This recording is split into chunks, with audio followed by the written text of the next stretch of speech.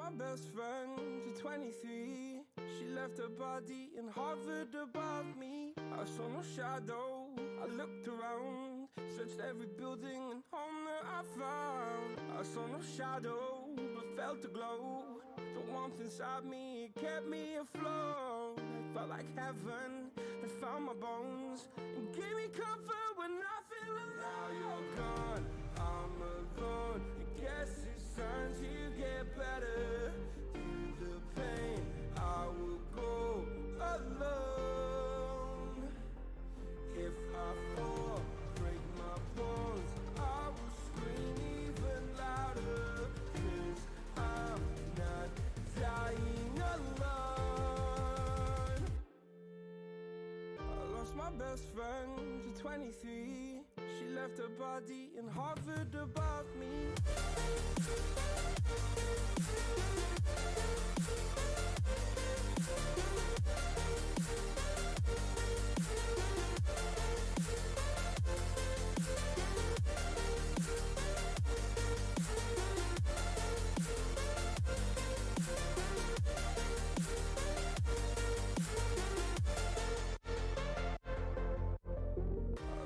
Best friend to 23.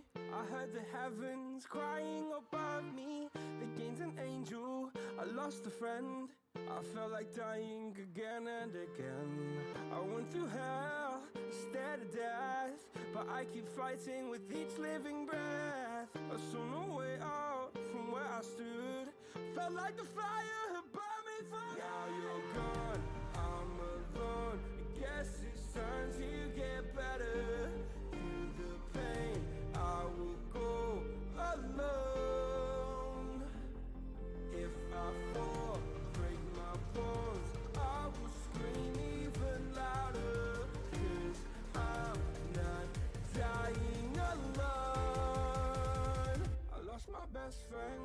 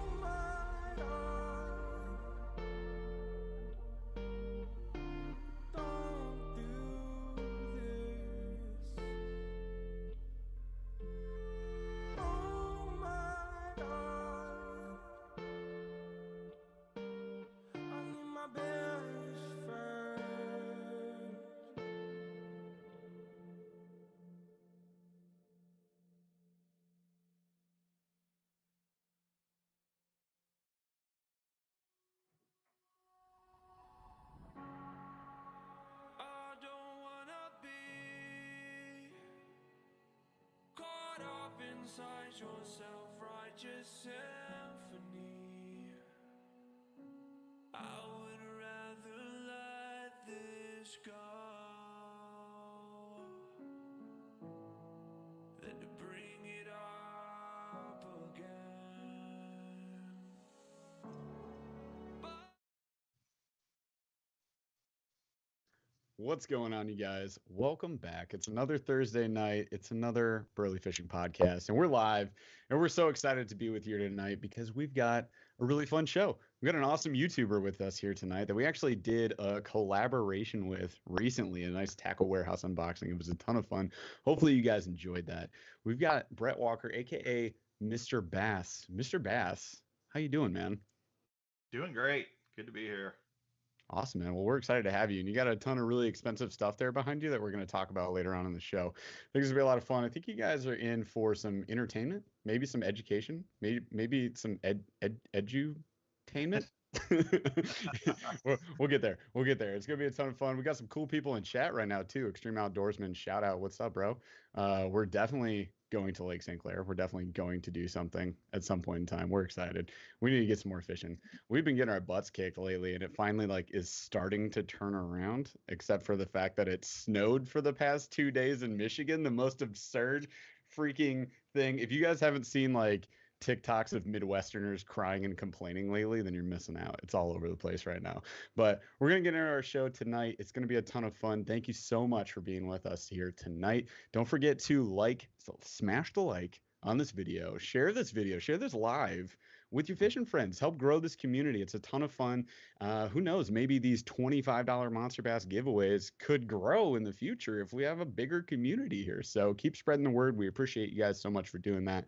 Be sure to subscribe to the channel so you can see when we drop more content. Smash that notification bell. And you can follow us everywhere else. Instagram, we're on Facebook, we're on TikTok. We're all over the place, you guys. We're all over the place. I'm still hearing people go on TikTok. I'm getting comments on TikTok going like, whoa, Burly Fishing's here on TikTok.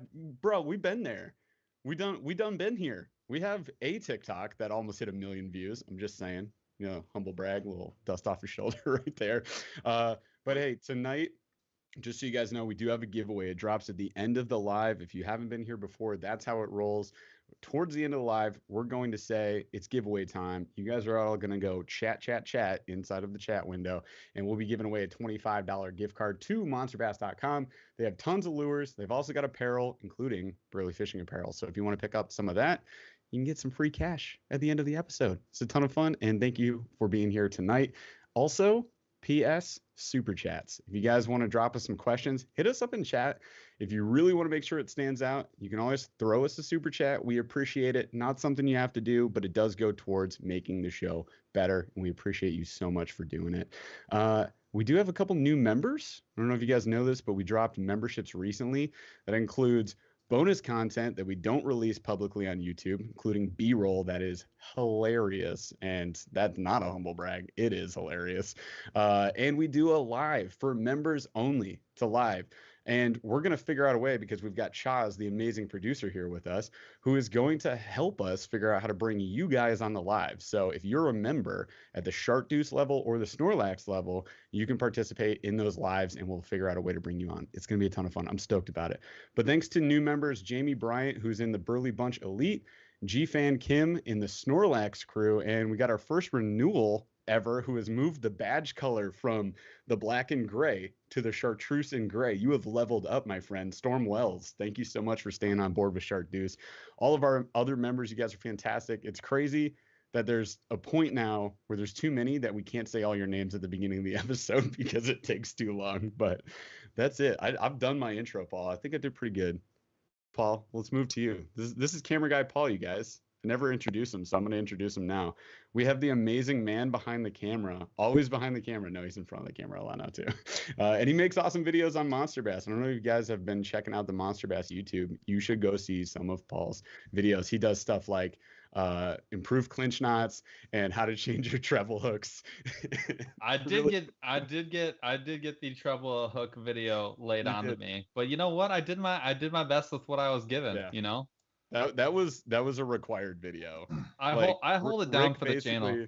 Everyone else gets to pick whatever they want. They're like, oh, I'm going to talk about the newest swim baits, and I'm going to get to talk about the greatest rod combos of all time. Paul, you get to change out your treble hooks and use the red ones. Oh, okay. It's so true. It's so true. They're like, yo, Jeff, you want to talk about spinner baits? I'm like, yeah, that sounds good.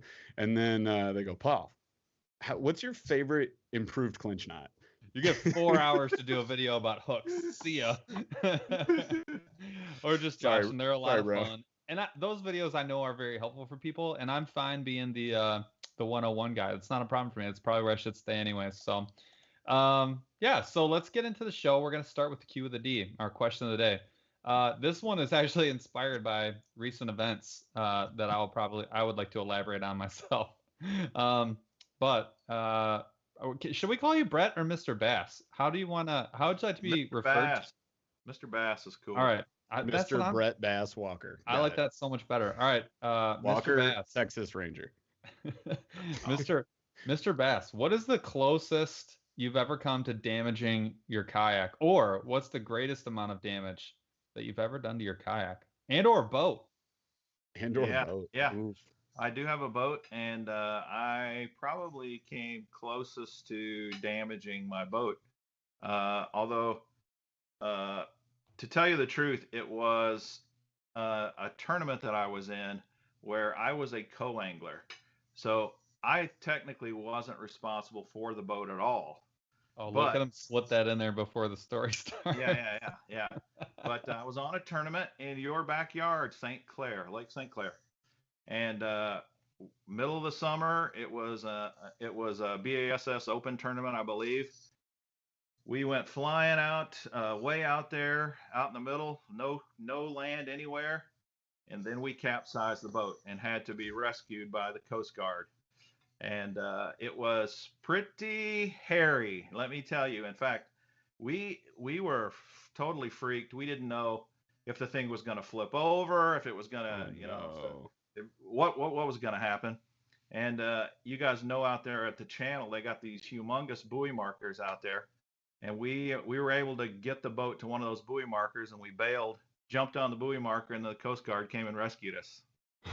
Shut it. Which channel were you at? Were you on the US side?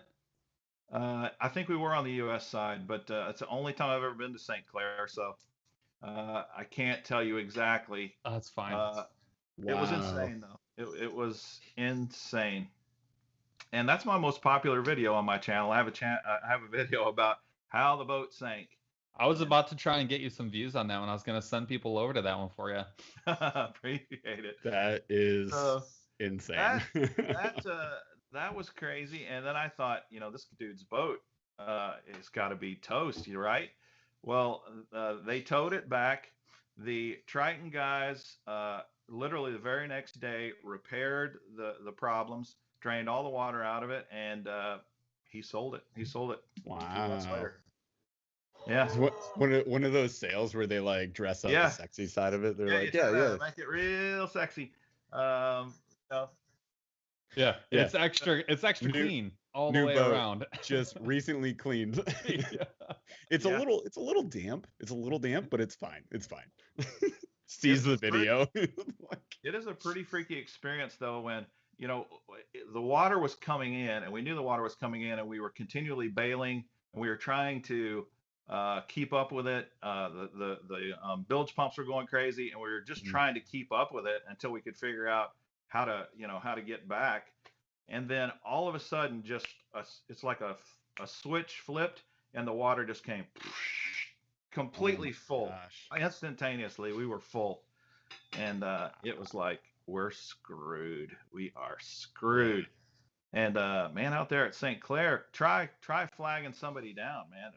There was almost no boat traffic out there anyway, and then we could not get anybody to notice us at all. Oh my gosh. Oh yeah, St. Clair is not small. Pretty big water. Yep. Yeah, the irony is like it was probably only 12 feet deep where you were. Yeah, it probably was. Yeah. It probably was. Yeah. In fact, beautiful clear water, and that's what we were fishing, those sand spots. He'd kind of drift and getting those little sandy spots, and man, we were catching the snot out of smallies up there. It was that is a awesome fishery. It's a premium fishery, and not to go too far on a tangent, but it really doesn't matter what you're looking for. One of our friend of the show, fellow Michigander, Extreme Outdoorsman, was on the live here in the chat. Mm-hmm. He's been hitting St. Clair the last 2 weeks and just been knocking the. If I gotta see another picture of you holding up a 4-pound about them chewing while I'm at work, one more time. Gosh, Dang it, dude. Yeah, but it's walleye, pike, muskie, everything. the perch there. It's a cheat code. It's not even fair. Yeah. Quick shout out. I accidentally missed this earlier, but remember how I said our member announcement that Storm Wells was the first one renewing with the Chartreuse logo? I was wrong. There's a bunch of people in chat right now that have it. So Jeff Lauer has it. He just renewed for a month. We got Pima623 saying, "What's up? A new badge there." Yeah, you guys are awesome. Bruce Wild, I see your Chartreuse. I see those Chartreuse colors. Man, they're so much easier to see than the black and gray. So keep those memberships rolling. Thank you, guys. Just wanted to call you out because I was totally wrong earlier when I said that. But yeah, that's a crazy story, man. We have some stories, right?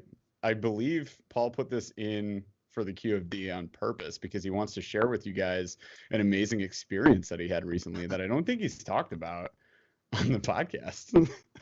What happened, Paul? What's the most damage that you've done? I think you muted your microphone too. That's what I was asking. So here's the deal with. Okay, so the reason this question exists, it was 2 weeks ago, maybe 2 or 3 weeks ago. I was driving back from fishing with Jeff, coming down from Grand Rapids. It's like an hour and a half drive, and I usually use like a bed extender to hold up the back of my kayak because I have a 6'6" bed, like a medium short bed. Mm-hmm. And then, with the gate down, it's only like 8 feet. So that's 8 out of 14. It's not very many with a 14-foot boat. So he's like a bed extender. Didn't have it. Just was in a rush. Was like, screw it. I'm not even going to bother.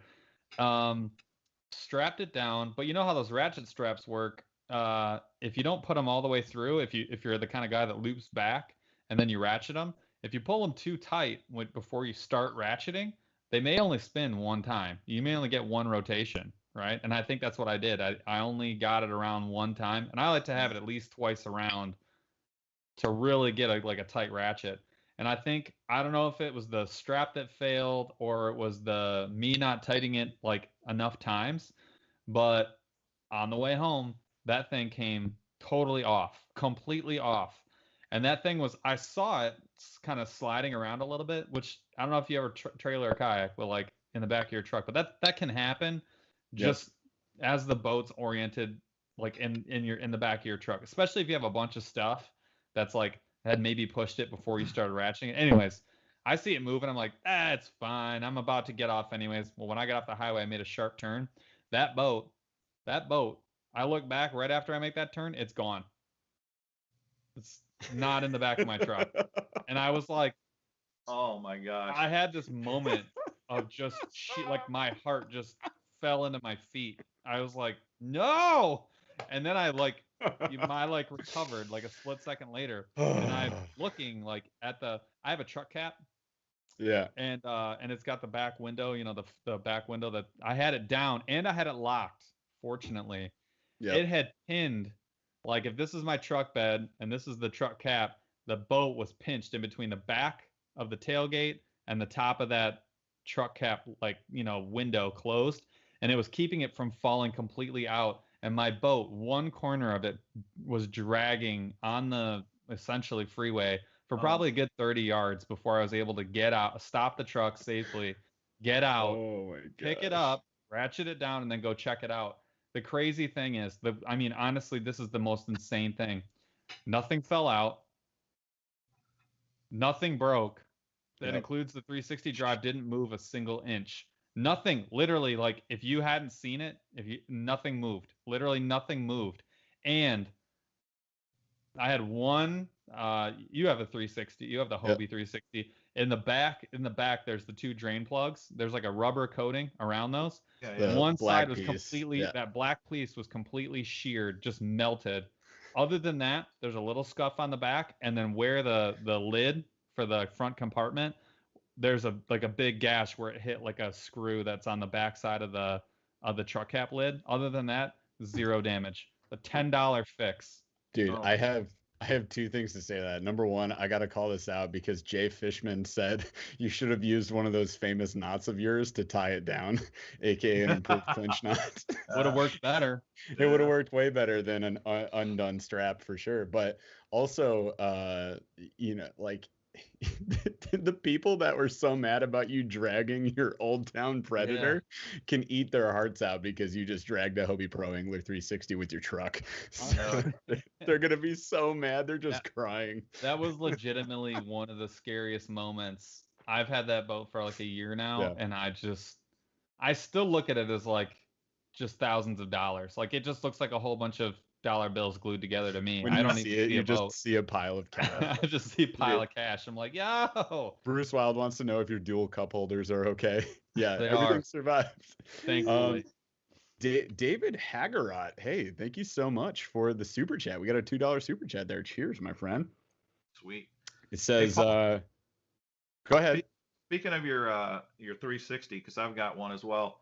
I saw it on your TikTok or Instagram. You were talking about the squeak, man. I got the same squeak. It's driving me nuts. Have you been able to fix it? Because we're going to talk about that, actually. I think so. Okay. We got to get to that because Paul has actually solved it.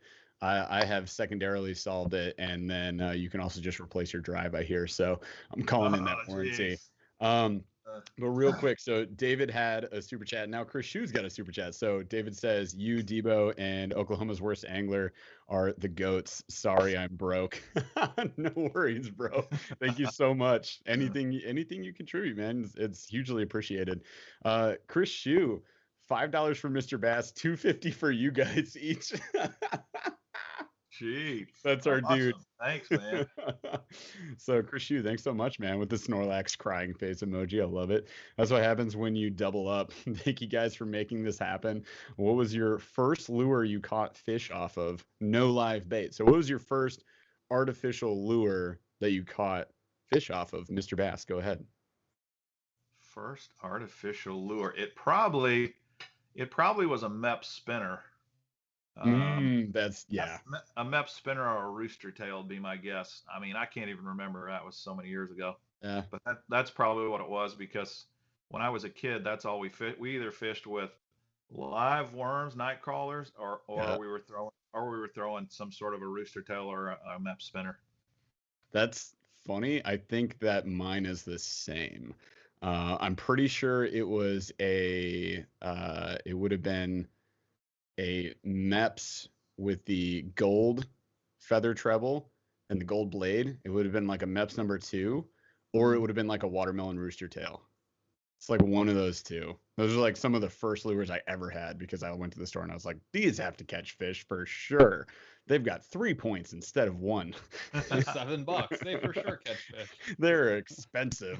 Like, no, not a freaking, plastic worm like you would think. But yeah, I'm pretty sure it was that for me as well. Paul? Mine was the I'm pretty sure mine was the 1/8 ounce ball head jig with a paddle tail. Yeah. I think I ran that. I think I probably ran that thing to death for 2 years. Like, oh yeah, I was like king of the ball jig paddle tail combo. That was my jam. Wait, time out. First of all, chat. My dad is in chat. Say hi, Dad. So my dad says Jeff's was corn. Like, please explain to chat what you mean by this. Was I feeding corn to bluegill? Was I throwing corn on little hooks? Does that count as not live bait? I mean, it's not alive. That corn. Actually is That's fair. Nah, but it's not alive when you drown it. It's not artificial. I mean, to be fair, Chris did say no live bait, not artificial. I just threw that out there. I don't know. Whatever. Thanks, Dad. All right.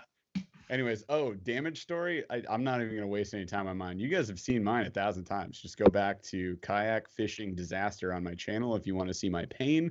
It is the most damage I've done to myself fishing ever so far, knock on wood, because I broke my Hobie drive in the 180. I almost capsized and lost all of my tackle at the dam in crazy rushing water.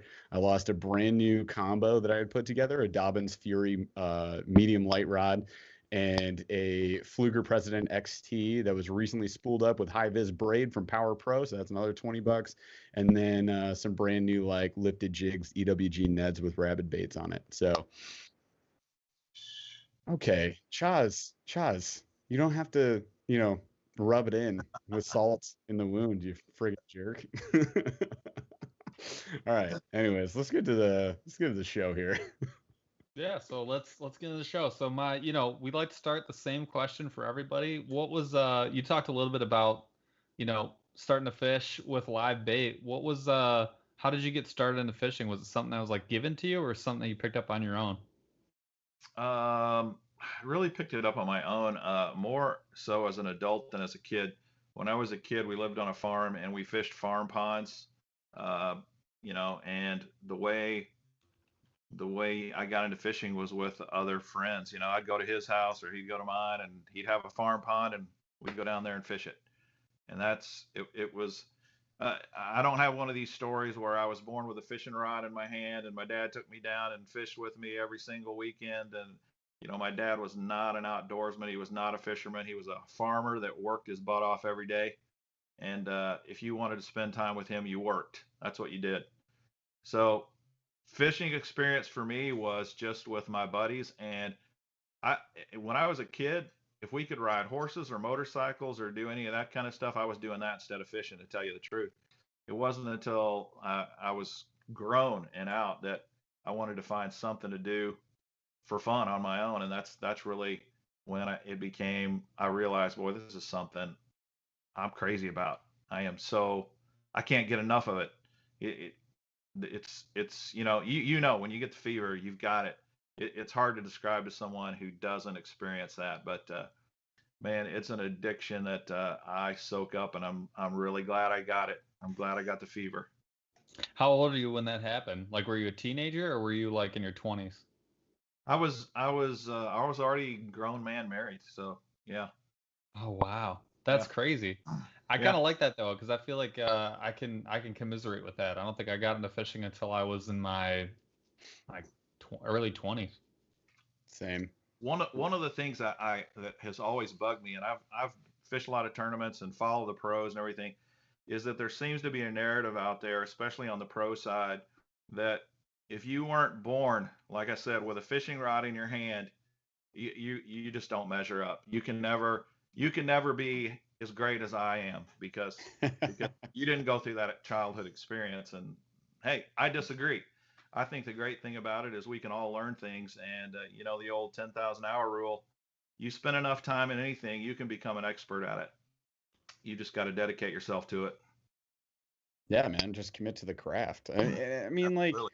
Also, who cares if you don't measure up to someone? Sure. Like, I'm having fun doing it, so I'm gonna keep doing it. And like, right. You'll always like, you're all over social media. We're all over social media. Like, there's always that one jerk that hops into your comments, and we have a method of handling those people. We just say like, thanks, and we heart their comment, and then we move on. Exactly.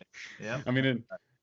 Like, what are you gonna do? How are you gonna overcome that? You're not gonna change that person's mind. Like, who cares? Like, I don't care what that person thinks or if we measure up to them, because Paul and I, at least, we're not in this to be pros.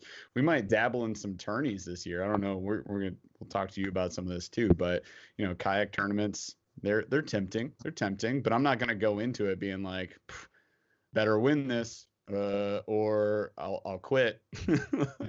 like, let's go have fun and see what happens. Right on, for sure. So I got another question. What's your day job? I am in electrical construction. Really? Yep. So are you like are you on like the commercial side? Yeah, we're on the commercial side. My brother started an electrical commercial company back years ago. And I joined him in '96 and have been working with him ever since.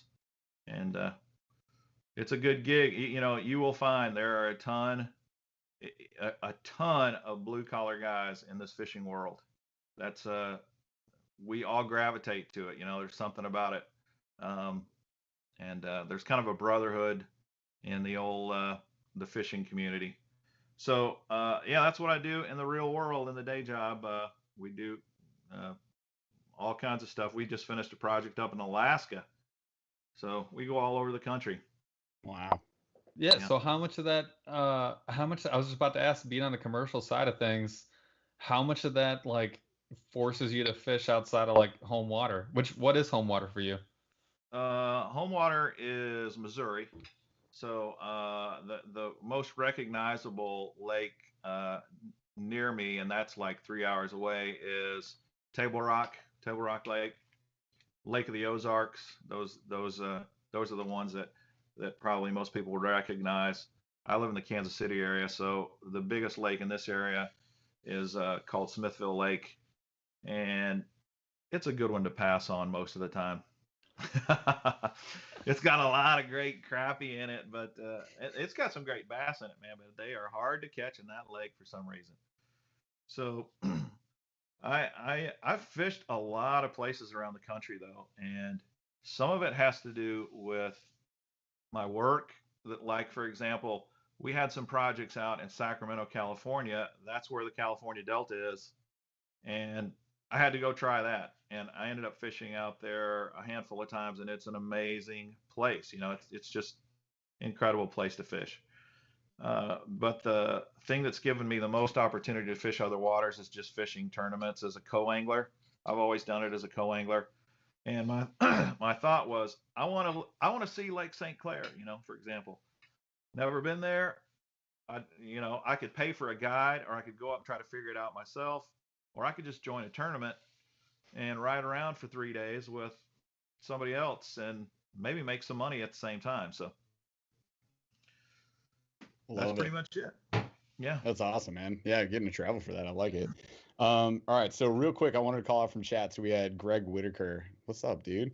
So I want to call out that Gregory Whitaker just caught his PB, but he was playing hooky from work, so he's not allowed to post it on social media. But he did send me a message with like a 7+ pounder, and it was absolutely absurd. So congrats, man. Everybody give Gregory a quick congrats, maybe a little Snorlax emoji for your boy and a cheers. But that's awesome. And he's sending me a box. So we're gonna do a little sub unboxing from Gregory Whitaker, a member of Burly Fishing. So thank you so much, man. Quick shout out there. Chris Shue asked this question for you, Mr. Bass. Have you ever been to North Carolina? I have been to North Carolina, but I have never fished in North Carolina. So Chris Shue asks us every episode to come fish North Carolina. And when we start traveling, because Chris Shue is awesome, I think we need to do that. So maybe we'll make a big trip out of it, huh? We'll figure something out. Yeah. I've got a kayak trailer that I ordered, and I think it's in North Carolina. And I have to go pick it up, so maybe I'll hook up with you. Uh-oh. All right. I guess we're going sooner rather than later. Yeah. For me or for you? Yeah. Well, depends on how much super chat money comes in. We'll see. So I want to know more about this trailer, because I've actually been thinking pretty hard about a kayak trailer. What kind of trailer did you get? Because your kayak fell off your truck? Is that what got you thinking about a kayak trailer? Actually, no. I was thinking about the kayak trailer way before that. This is just adding to the pile. So here's the thing about a dual. Can I get through this? No. Tell me more about this kayak trailer. So that's. Can you explain what you're talking about? Jeff, why don't you go ahead and explain my question? So, here's the thing. Here's my question to you about the kayak trailer. Can you tell me what one you went with? Because I've been thinking about the difference between an actual kayak trailer. It's like a boat trailer, right? Where you have one or two, but then you also just have like a 14-foot like work trailer, right? Which would do a ton of. You could fit a ton more stuff and use it for a ton more stuff. Costs about the same amount, but weighs about twice as much, and you got to store it and all the other stuff. Well, there's some good. Those are great questions, actually. Here's the thing. I have so much stuff in my truck that I just don't want to haul it in my truck, and I have a topper on my truck as well, and so again, don't really want to mess with that. I like the trailer idea. So I ordered a trailer from it's a company called Malone, and it's shipped to me in a box, and I put it together, and that thing's actually been great. And for the money, it's probably a great choice. The reason I'm upgrading is the downside to my Malone trailer, and this is the only downside I'm aware of, is you cannot back that trailer into the water. The kayak is so high that there's no way to do that, So I have to. I hate wheels on my kayak. I can't stand the wheel thing. So I'm always trying to finagle as close as I can so I can just dump the boat and then slide it into the water. Sure. So I ordered one of these. I should know the name of it. I can't think of it at the moment. I'll see if I can look it up here and find it. It's the same guy, same trailer company that the old kayak dude. What's his name? That's all on the. The old kayak dude. Now I feel bad saying a name. Chad Hoover. Chad Hoover, yeah, kayak bass Oh, fishing. KBF, yeah. Yep. Yeah, the KBF dude. It's the same one. It's the same trailer that he bought his from. Yeah. I got one that's a little more. It's not so elaborate. It's just a single boat trailer with a little thing on the top. But the beauty of it is it's low on the ground and I can back it right in the water. And but if you're on a budget, that Malone trailer is fantastic. It's like $1,000. Yeah, it's around 1,000, maybe 1,200 or something like that. Nice. And I thought, well, when it shows up and I put this thing together, is it really going to be roadworthy? I've driven it all the way to Pennsylvania and back, and no problems. It's very, very, very solid on the road. So, and you can buy cradles. I bought a cradle that's designed specifically for the Hobie, and it fits on there perfectly. Dude, that's awesome. I would love to get one because driving around with the topper open on all the dirt roads that we hit to like all spots, golly, man. I mean, I'm just golly gee. Like I don't get me wrong. Like I do really love having it back there. And I wouldn't trade the topper. The topper was worth every single possible cent. But when you go on a like a 4-day trip or whatever, you go on an extended trip and you find yourself with all the crap you got to bring, all the firewood, all the food, the grill, like all the BS that you got to bring. It'd be sweet for that, dude. It would be an unbelievably, especially even if you just got 2 boats in there, Holy smokes! Like what? And for river floats, that'd be good too. I like it. I guess we're buying one. All right, cool. Tell your wife. So Chris Shue catching up on super chats. We got Chris Shue with gas money, $5 super chat. Thank you so much. So I guess we're going on a road trip. Paul's improved clinch knot, formerly Sports Freak 76, comes in. Sorry I'm late. Was improving my ... Well ... You know. What's up, everyone? Shark Dudes for life. I love it. David Hagerout with another $1 super chat. Thank you so much. And Jeff Lauer pops in with a $10 super chat. North Carolina money for Jeff. Question: can you run a spinner on a medium fast rod? And if so, what line should I string on it? Hello, Mr. Bass. Should we let the guest answer this one? I mean, or get 3 opinions? Are we talking about spinner bait? Or yeah, I'm assuming you mean a spinner bait. Otherwise, you might have said a MEPS or inline spinner. So we're assuming a spinner bait. And medium fast action rod, and what line would you string it up with? Mr. Bass, any opinions? Well, I do throw my spinner baits on a medium heavy rod usually. I've got a really sweet St. Croix rod that I usually throw my spinner baits on. It's a 7'1" medium heavy rod, and I usually, in my part of the world, we have a lot of timber, a lot of wood that you're throwing spinner baits around. So I'm going to go with at least 15-pound test, and usually 15, 17, 20-pound test, depending upon how tough the cover is. And I've gotten very, very good at throwing a spinner bait in junk and getting it out. It's you've got to do that if you really want to capitalize on your spinner bait bite. You got to throw that thing right in the junk. 100%. Great advice. Totally agree. Medium heavy is the way to go, I think. Like, unless you're throwing just for the finesse. Set. Yeah, if you're throwing like a real finesse-y spinnerbait, like a real light, like 1/6 ounce or less, and it's small, maybe, but you got a lot of resistance with those blades. So I really like the medium heavy for that, and some backbone to Mr. Bass's point, so you can pull it around cover. 100%. Sweet. So hopefully that helps, Jeff Lauer. Go get after him. You're in Canada. You got monsters up there, man. Go catch a monster on that spinnerbait. You're gonna get a giant pike on it. All right. Are we back in show notes? Well, now I have to go figure out my bank account so we can buy a trailer. Dude, I want. Are we like doing a work the trailer?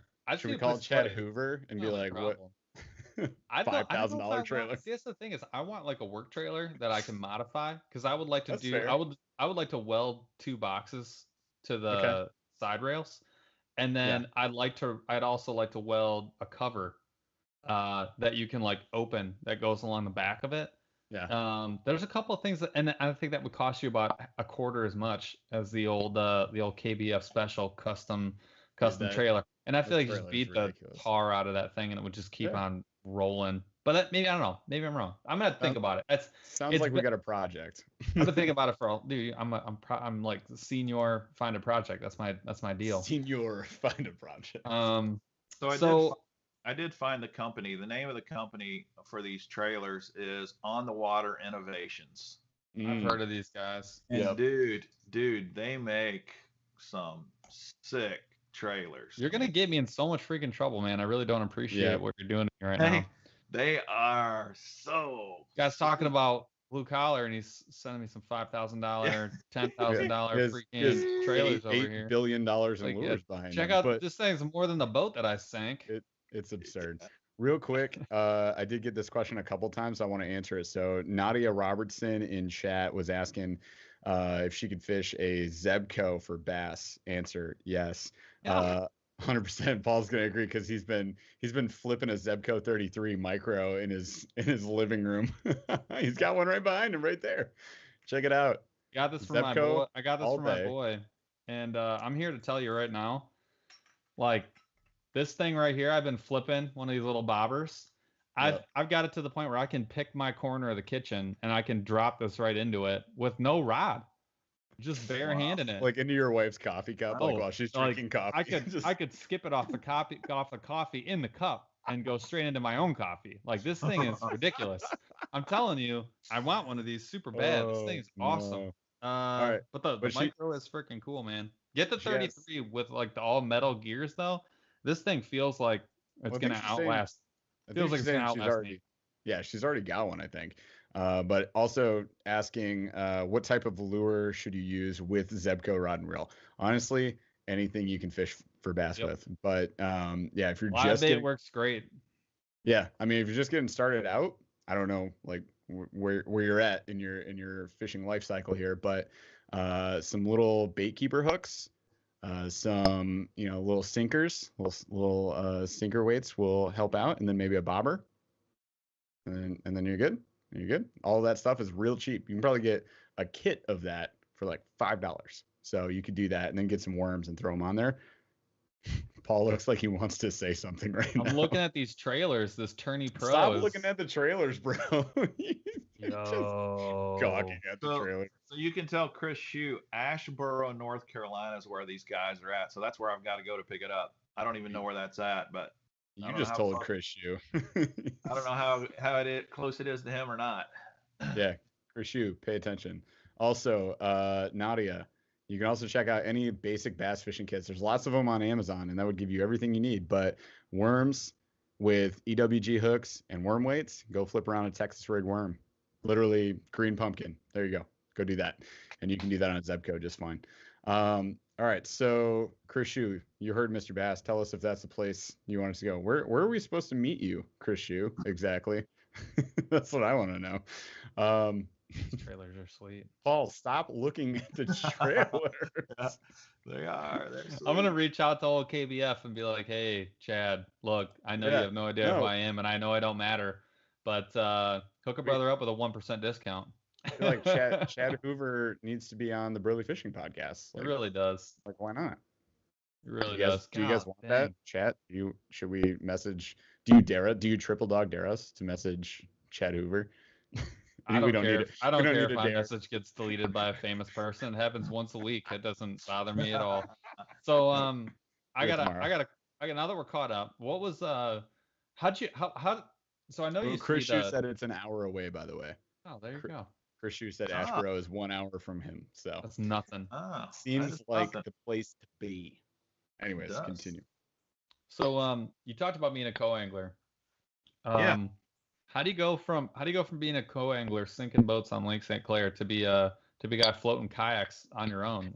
Cuz I feel like not a lot of guys make the step. I'm using air quotes for anyone who can't see me back, cuz you talk to I love the kayak, and I'd have a hard time going to the boat, but I don't see a lot of guys who are like, you know what, I got this sweet Ranger 24-foot, whatever. You know what I'm going to do? I'm going to get rid of that, and I'm going to fish mostly out of kayak. Yeah, well, I started with bass boats. My first was a little 16-foot Ranger, and right now, Bass, Cat, Cougar.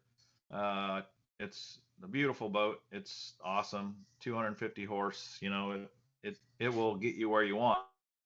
There is something really, really fun and almost magical about kayak fishing, and I find myself doing it more and more and more.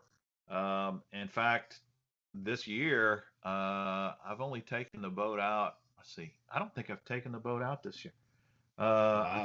I think I took it out in January because we had really warm weather in January, and then I had a battery issue. Here's the other thing: even if you can afford a boat, it's an enormous cost just to maintain the thing and keep it on the water. It's a thing. Yeah. Once you buy a kayak, other than I'm having some problems with my Mirage Drive at the moment, but most of the time, it doesn't cost you anything in fuel. I mean, it's way cheaper, and it's a fun experience. Now, am I going to get rid of my bass boat? No. There's times when I use it way more than the kayak. But the other thing that was a game changer for me is when they came out with a pedal drive. I started with a Jackson Coosa before they had pedal drives. Mm-hmm. Pre FD. Yes, there is nothing worse, in my opinion, than trying to fish and paddle a boat. It's insane. I don't know how these purists that do it, I don't know how they do it. I mean, more power to them. But purists. Yo, I used to do Paul, it. Don't advocate for it. You can't. I'm not. Go back. The only time I used to get real upset though was when Jeff would be like pedaling upriver and being like, "Come on, bro, let's go." And I'm like, I'm hoofing it in a hoodie, like just drenched in sweat, cussing, the Lord's name up. And basically, it was like the last trip we took like that, because then you got your Hobie like a month later. But we went to our main river, which I don't know why nobody likes me saying the Grand River. It's the main river in Michigan. Sorry. And right. So we were paddling up, and the current wasn't like crazy. The water was a little bit low. It was moving. Okay. It wasn't crazy, Paul. It's been crazy. Pedal guy. At least not for me. I mean, I don't think about that. I'm like, I don't get the problem. But yeah, like once we got around the first bend, it was just like, oh my God. And we were just trying to work up to this point and then float back. And it was a nightmare for him. I mean, it wasn't easy for me pedaling, so I felt for the guy. I was like, I went around about 5 bends, and I don't know how I made it that far. It was brutal. We just kept moving up, and I don't know why you kept going. You're like, all right, here we go. Well, and I will say this about the paddle kayak. They are cheaper. They are lighter. And if you're a river fisherman, you really don't need the drive. You really don't. You're safer without it in the river. Especially the rivers that we fish typically. They're choked. They are like rivers in Michigan are not like rivers out west. They're all choked. They're all dead wood. They're all fallen. Yep. At times you're going to get 4 or 5 foot wide sections. You're better off, honestly, with a paddle. It is safer.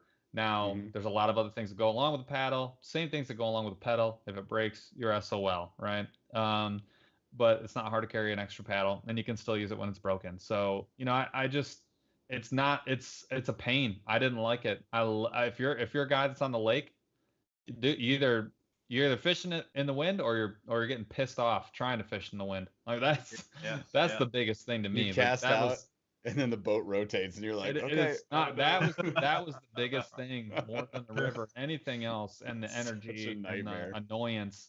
The biggest thing really is wind. Fighting wind. It's just you can't fish in it. Anything over 6-7 miles an hour, you can't fish it, and definitely not effectively. That was the biggest thing for me. That's what like the Hobie 180 drive was like game changer to level 1, right? But then it's still nothing compared to the exponential improvement of the 360. Like the 180 was great, but I remember bruising my friggin' knuckles just pulling that strap to go reverse. Because on the 180, if you guys aren't familiar, if you don't remember my videos of the 180, you can go back and see. But it's got forward and reverse straps, and you had to pull it to literally rotate the fins underneath so that you could back up or go forward. Otherwise, it was like one direction, and you could turn in not even 180, like 120 degrees. You could turn. It was absolutely a pain in the butt, but at least you were pedaling, right? So upriver, it made it way easier. But like in the river, if you got T-boned at some point, you're like reverse, forward, reverse. It was a nightmare. When you guys saw me at the dam, it was scary, very scary. 360, I don't know if I still would have gotten out of there at all. I probably wouldn't have, but it would have at least been a little bit better, a little bit better. The 360 is crazy for like wind situations because I can just like deal with it. I can just like rotate the boat and be fine. It's so fun. I do want to call out quick super chat. Justin Brozino wants to know how Paul's Monster sponsorship is going. Thank you for the super chat, Paul. How is your Monster sponsorship going? Are we there yet? I'm really glad that you asked. I just want to be really clear with everybody. This is a long con. They have not noticed me. They will not notice me for probably years. Ever. I'm gonna keep it rolling. And I appreciate all the support. Anybody that puts it out there, I'll take it. I'll be honest with you though. It's tag us in your monster posts. 2020. My ultimate dream goal is that in like 2029, when I'm on like day 13,400 tagging monster, that someone trips over my account and is like, wait a minute, this dude has been tagging us for like 8 years, and then I want them to see that, and that's the ultimate goal here. This is a long con. I'm gonna be doing this, no expectation of payoff for a long time. We're waiting for just some big scandal to go down, and like Monster goes borderline bankrupt, and they're desperate, and they're like, you know what we need some influencers. We need anglers. And then they're like, we can't afford the big ones. We just paid off all these banks and these lawyers. We can't do this. And then they're like, oh, we need fishing. Fishing's a great place to go. And then they'll find us, and they'll be like, this one guy has tagged us 873 times. And then that's when we get it. So don't you guys worry. It's going to happen. Chris Shu, bro, what's up? Another super chat. Just bought my wife a new yak. She loves it. Do your SOs. Thank you. Significant others. I was like brain processing, gears grinding, not figuring it out. Do your significant others have similar interest or polar opposites? Dude, great question. I saw another good question. I want to hit these two questions real quick. So, do your significant others have similar interests? My answer, no. Cheers to opposites. My wife does not like fishing. She has, in fact, on video multiple times said that it's super boring. And if you guys saw the video I dropped on yesterday, she easily casts the Komodo SS, which is a great bait casting reel, by the way, from Akuma. But she just like didn't teach her anything. Never given her a bait caster in her life. She just goes, zzz. And I was like, wait, what? You know that like that it took me practice to get good at that. She was just like, what's so hard about it? Just savaged me. But yeah, she hates it. Like usually if I can get her in the kayak at all, in the other kayak I have, just a little sit inside like cheapo guy, she'll go out with her Kindle and just read while I fish, and then after 2 hours be like, I'm good, see you later. But she just, or I drag her around, like I'll just strap her up to me if it's a windy day. So no, my wife does not like fishing at all. Paul? Oh no, she's wants to read a magazine and sit in the sun. I had no problem with it. We are the opposite human. When we were writing our vows, that was like the big joke. Yep. And that was like literally It was like I had people laughing because I was just like, "You're nice," and I'm a total jerk, and that's we're like opposite people. But I don't have a problem with that. Like I think people kind of make a big deal out of being like, "Oh well, me and my wife do like absolutely everything together," and blah blah blah. And I'm like, "Yeah, my wife will go fishing with me, but." I mean, this is kind of my thing, and she has her thing. She's likes to run marathons. So I'm like, well, I'll go jogging, but like, I'm not gonna do that with you. You can have that. And I think every person, it's great for people that do that with their significant other. And if she ever wanted to go, I'd be like, yeah, you can come. Let's rock it. But it's kind of nice to have your own thing too. So I'm very happy, and she's also very understanding. To the whatever degree is like way past normalcy, because the amount of time that we spend doing this, like even just like this, in addition to the actual just fishing part of things, it's unbearable for like a normal human. So I don't know how she does it. they don't understand it at all. Also believe it's yogging. You said it wrong. Mr. Bass. Soft J. What about you? Yeah, no way. No way. I love that it's like unanimous here. Yeah, she's an artist. She is super creative, just incredibly talented, and she's great at that. But fishing, not so much. And I've tried to tell her, look, it's all about attitude, and her attitude is in the toilet when it comes to fishing. And she will say over and over again, I can't catch a fish. I can't catch a fish. I'm like, look, negative self-talk. That is the worst thing you can do. Not if you say that. do not keep saying you cannot catch a fish. So the last time I took her fishing, which I think was in the fall, we went out to a pond, and she decided to be positive about it. And she actually caught a few fish, and I think she had a good time. But it's not something. No, she's not gonna spend time on. But like you, Paul, mine is super supportive of me, and it's just amazing what she tolerates, and I'm super grateful for it. I'll tell you that. It is like an unbelievable blessing because I don't shoot the amount of just money. It's not even the money; it's time. It really, at least for me, especially having young kids and just getting into it, and both of us having full-time jobs. Like it's not it's being married to me is definitely not for the faint of heart. I'm intolerable. Right on. I mean, the crazy part is like we try to make as many videos as we can for you guys, but it's literally one day a week on the weekend in the wee after hours, essentially, that we're trying to put together a fishing video. The rest of the time, I'm like cramming in an unboxing.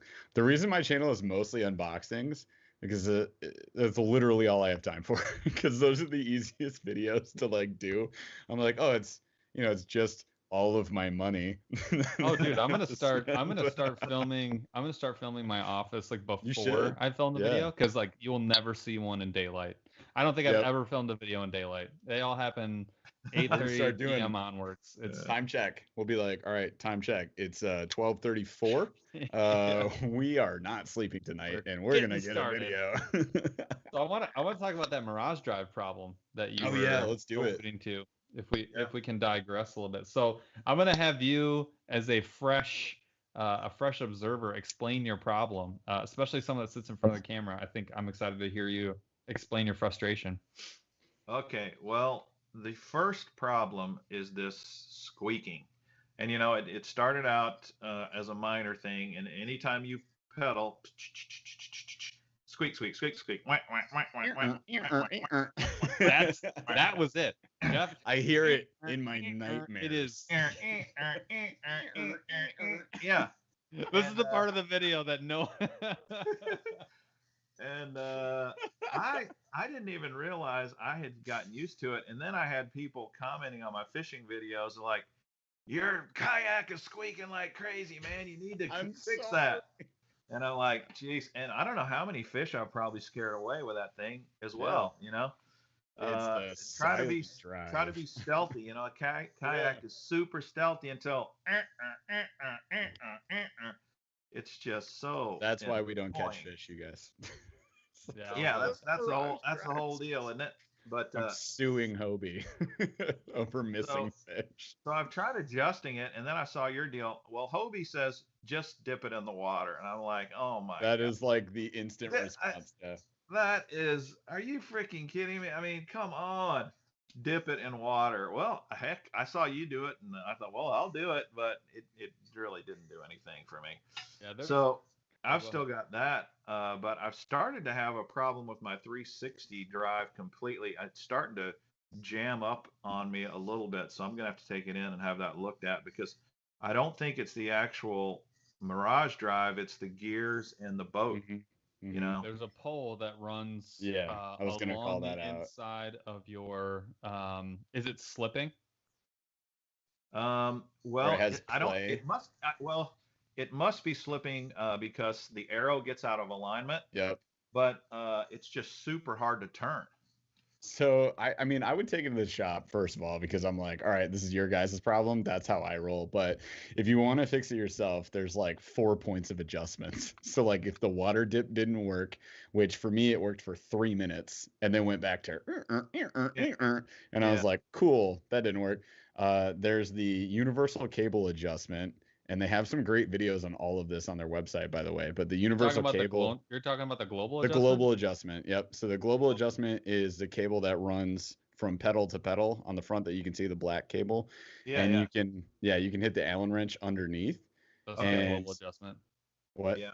I have the Allen wrench underneath is the global adjustment. But then at the back, like where the pedal is, if you adjust like your pedal to number 2, you can also adjust the tension of those cables. So the global is the one underneath. That's like the first one you do. If that doesn't work, then you got the whole cable tension that you can adjust, and you want to be able to like push it halfway across. So you can do that. And that worked for Paul, I think. That was like your move. I did everything. So there's what's called a break-in period. And the where everything comes factory like nice and tight. Right? Yeah. And then you pedal on it for a crap ton of hours, right? And then it starts to loosen up. So they recommend you do it after I think the first year. So I did it this year. I just kind of went through the whole thing.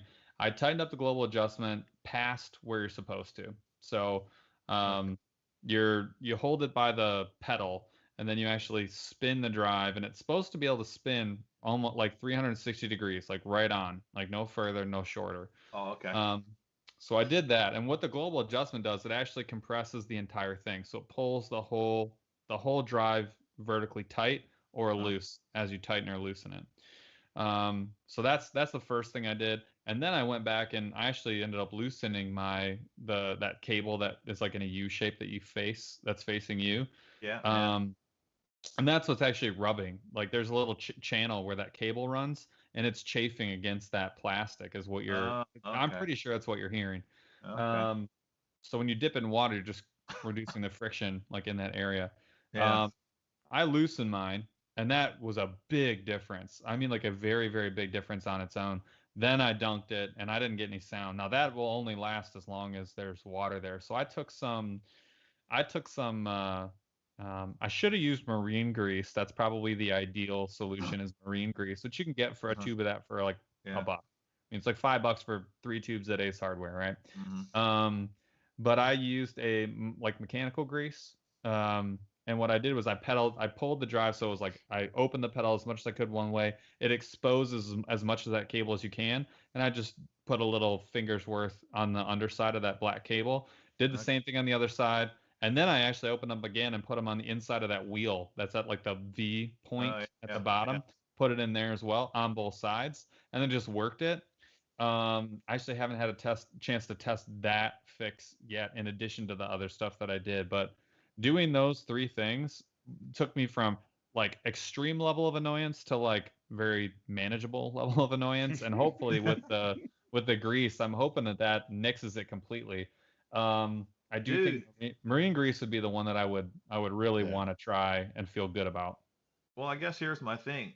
That Mirage drive's almost $1,000. It should not squeak. It should not squeak.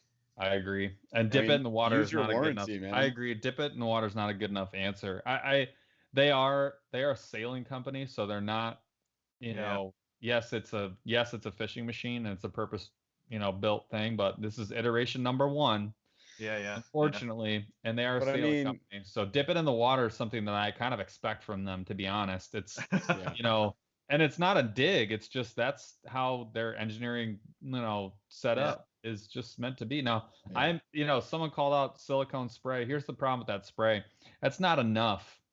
That's just not enough of a layer for you to really do a good job. And I'm not going to carry aerosol with me at all times. So marine grease, definitely the way to go, in my opinion.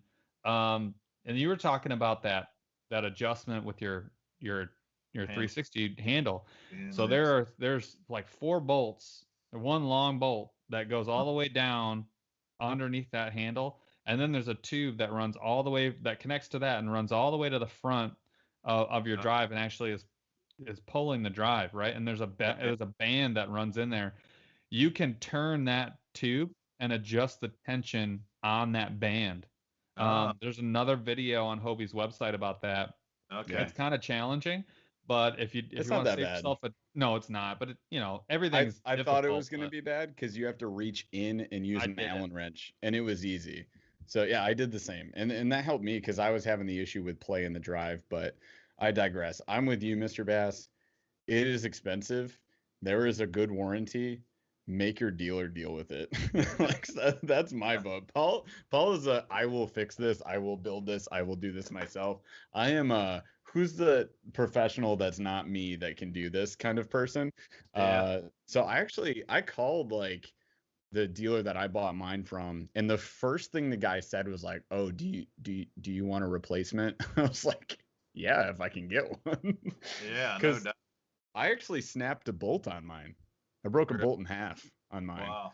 In the left pedal where you have the pedal adjustment, there's a bolt at the top to hold that like plastic piece in. Snapped on one of the trips we were on. We were going up like these tiny creeks in Hell, Michigan, and the friggin' thing snapped in half. So I have just like a random bolt I found that I put in it right now. Not ideal. I don't want to sound like I'm dogging on him because I'll tell you, I agree with you, Jeff. That 360 drive is amazing. It is. I cannot tell you how many times I get in that boat and I'm almost giddy at how awesome it is. Yeah. It doesn't get old. It doesn't get old. It's just like, this thing is amazing. And I had a pretty awesome native Titan.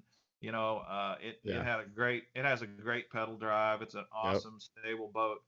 But dude, that Hobie 360 Mirage drive is insane. It's just it's amazing. When they played that promo video on their website. Oh yeah, where they all turned at the same time and stuff. The thing about that is like, that's really not that far off of what you get. And when you see from an aerial view someone fishing dock with one of these things, and now that I find myself in the river, scooting right up against a log, reaching up into a tree, unhooking my jerkbait for the 13th time, and then sideways pedaling back out. It's stupid. It's really dumb. It's not fair. It's really a total cheat code. It really is. Yeah, 100%. Amazing. It's amazing. Yeah. So, I mean, these minor annoyances, I do want to say Paul's Improved Clinch Knot, formerly Sports Freak 76, did call out that these are first world problems. So I agree 1,000%. We deal with it, and it's fantastic. Oh, also Gregory Whitaker, great question. So, Mr. Bass, how much would you say you need to get started in a good kayak?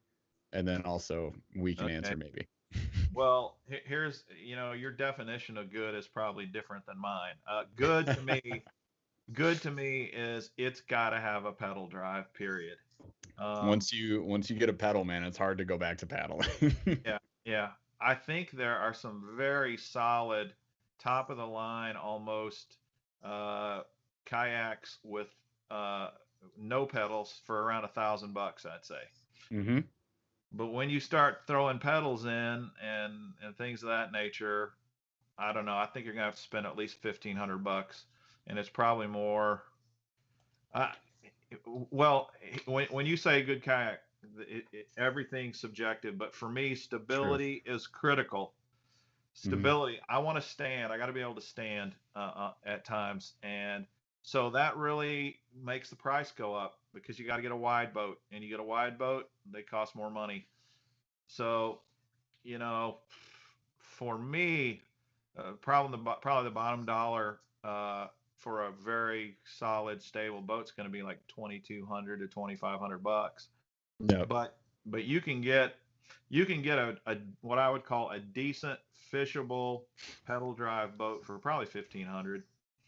I don't know. What do you guys think?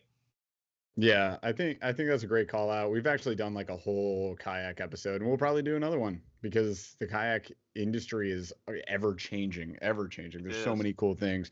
If you guys ever want to just check out a ton of cool kayaks, go check out like Kayak Bass Fishing with Chad Hoover. You can also check out like Kayak Angler magazine. Is it Kayak Angler, Paul? Yep, I think it is. it is. There's like a buyer's guide they put out every year with like every kayak there is. It's absolutely insane. There's a ton out there. There's some like I call them knockoff Hobies out there that are like $1,500 to $2,000 that have a similar pedal drive. It's just not going to be the same. So I mean, buyer beware or use caution when checking those out. Test drive them if you can. Some great like marine dealers will have a pond on site where you can try out the kayaks. I highly recommend looking up a place where you can do that.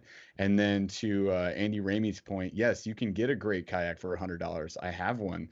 It's a cheap sit inside. I got it for $100 on Facebook Marketplace. Buy a used kayak, my friends. Buy them used. I don't care what anybody else says.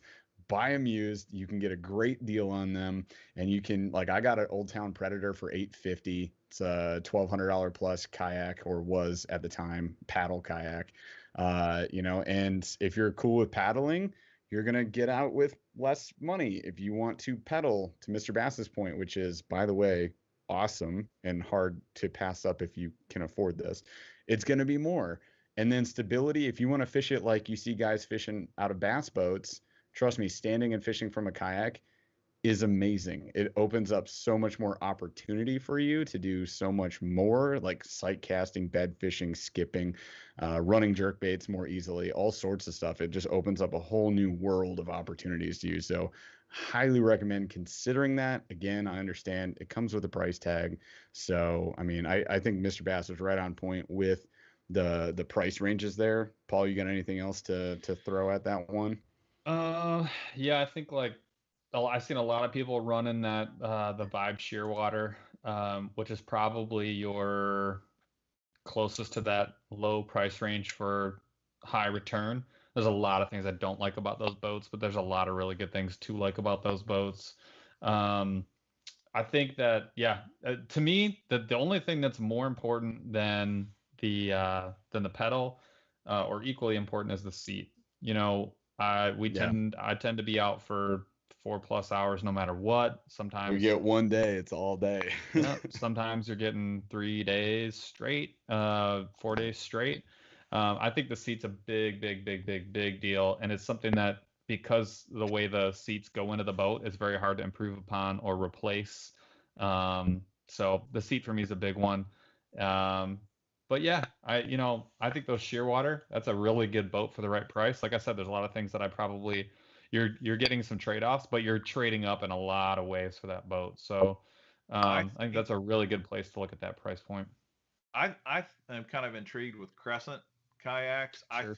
I think when they get a pedal drive, they're going to be very, very competitively priced, just based on what I see. And now that they got Drew Gregory over there, I think he's really going to be very influential in making a pretty good fishing boat.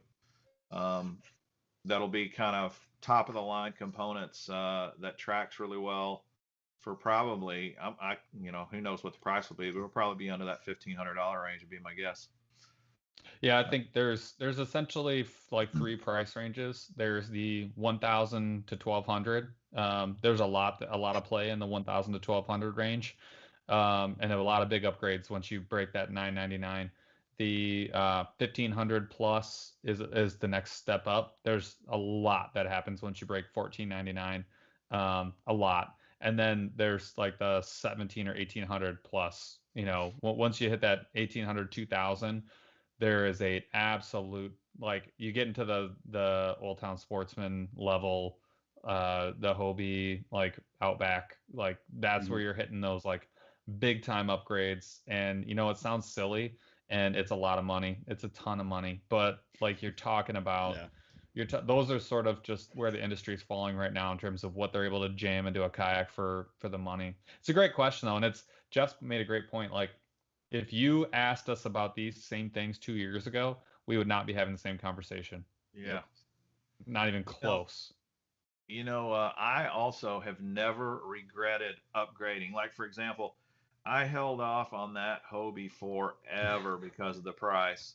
And after I pulled the trigger, I was like, why didn't I do this 2 years ago? I mean, it's just so fantastic. And the same was true when I bought my Titan over the Kusa.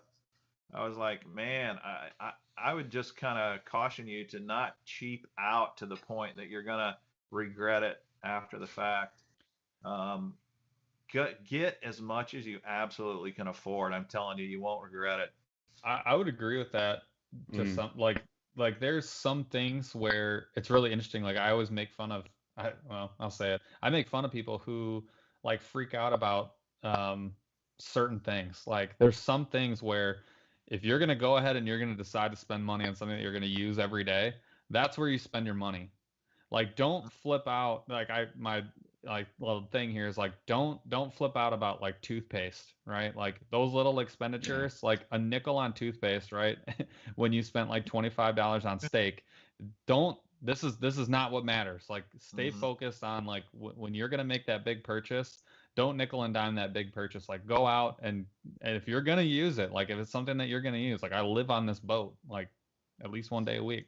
Yeah. and that, like, that's where you should be spending your money. And don't flip out about some of the little stuff. Like, don't freak out about $50 or $100 or even $200 when it's less than 10% of your purchase price. Like, don't be the guy that's like, oh, I'm not going to go get the pedal drive, the 360, because it's another $500. Or don't be like, look, I'm not going to get the Sportsman with this upgrade because it's $100. It's $100. You already spent $2,000 on a boat. Right. It's a great point.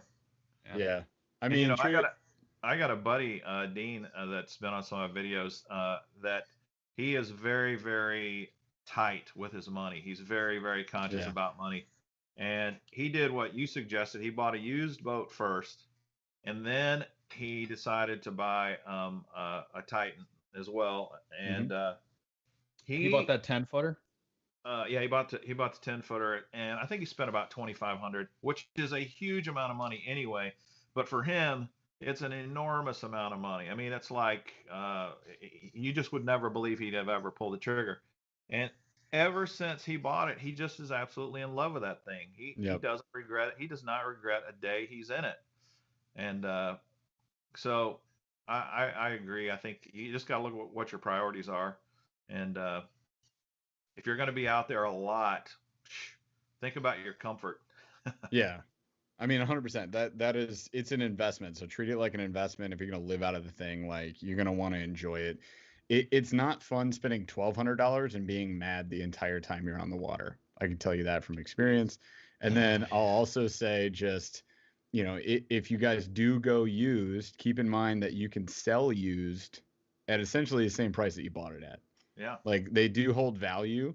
So to my point earlier, if you want to buy used to see if you like kayak fishing, that's really only that is Paul and I's point of that, because I don't believe in, somebody called me out on the video I dropped on Wednesday. They were like, why do your kids have $10 rods?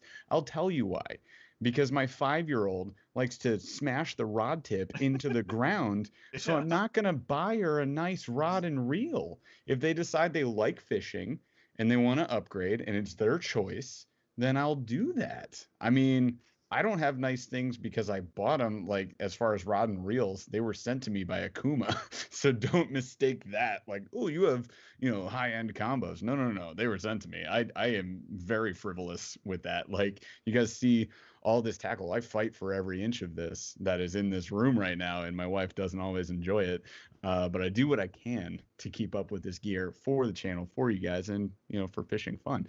But to my point, like, you want to start out with something used that's within your price range. Don't stretch yourself too thin, just to make sure that you like it. Like, okay, this is a thing I'm into. I'm going to spend time doing this. I want to upgrade now. It makes sense to upgrade. Then sell the thing for basically how much you spent on it. You're out nothing, and now you love the sport. You love the idea of getting out there on the water, and you're going to enjoy it, and you want to enjoy it to a higher extent or higher level. Then go buy the expensive thing, and at that point, don't skimp. So, I made a video like a while back, and people were like, "No, man, just buy the best thing first. Why would you start with something cheap?" And like, no, like why would you do that? I saw a kid, like the little kid, catch a bass on a pro tie combo from Lew's the other day, and I was like, how does this 5-year-old have a Lew's pro tie combo? What the heck is going on in this world? That's not how I was raised, man. Like, you get into it. If you prove to me that you like this thing, you're into it, you're gonna like be all about this. Okay, cool, we can invest. It's like, my 7-year-old's in soccer. I'm not gonna buy her the $200 Adidas. Why would I do? If she's like, I'm gonna be a soccer star, she's like, I'm into this. We're gonna do this for 10 years. I love it. I'm like, okay, then we'll think about it. Then maybe we get the better shoes, right? Treat it the same way. That's all I'm saying. Like, it's an investment, but make sure you're into this thing, right? Oh, and then, on cue, Chris Shue with Super Chat. What's up, my dude? So $5 from Chris Shue. Thank you so much, my friend, Mr. Bass. If you were to send one Wigglewort only to Jeff and Paul, he did send me a Wigglewort, by the way, guys. It was in the Tackle Warehouse box. Per their different fishing styles, what would you send? So I'm assuming here you are choosing a Wigglewort for our personalities. What would you send as far as Wigglewort? Somebody asked about your really expensive Wigglewort behind you too. I was curious about that. Yeah, I've got a lot of expensive Wiggleworts. Most of these are originals, and so they're a little more pricey. Some of them are super pricey depending upon what you get. But that's an interesting question. The one that I sent to you, Burly, was one that I kind of assumed would work better in your waters. Mm-hmm. The ones that work down here are the craw patterns, and but I've heard when you get up into the northern fisheries, you want more shad and even chrome patterns up there. Yep. So that is kind of the thinking that and I think, did I send you Hot Tiger maybe? It was Hot Tiger. Yep. Yeah, this is it, the Fire Tiger version. Their Fire Tiger version they call Hot Tiger. Yep. And it's a very good bait, and you can see it. Yep. And that's pretty important. But personality wise, I don't know your personalities well enough to come up with something like that. I mean, well, I got a follow-up question. Here's this one here called Clown. Who does that apply? Who does that apply to? All right, Jeff, there you go. You've got Clown. Yeah. Wow.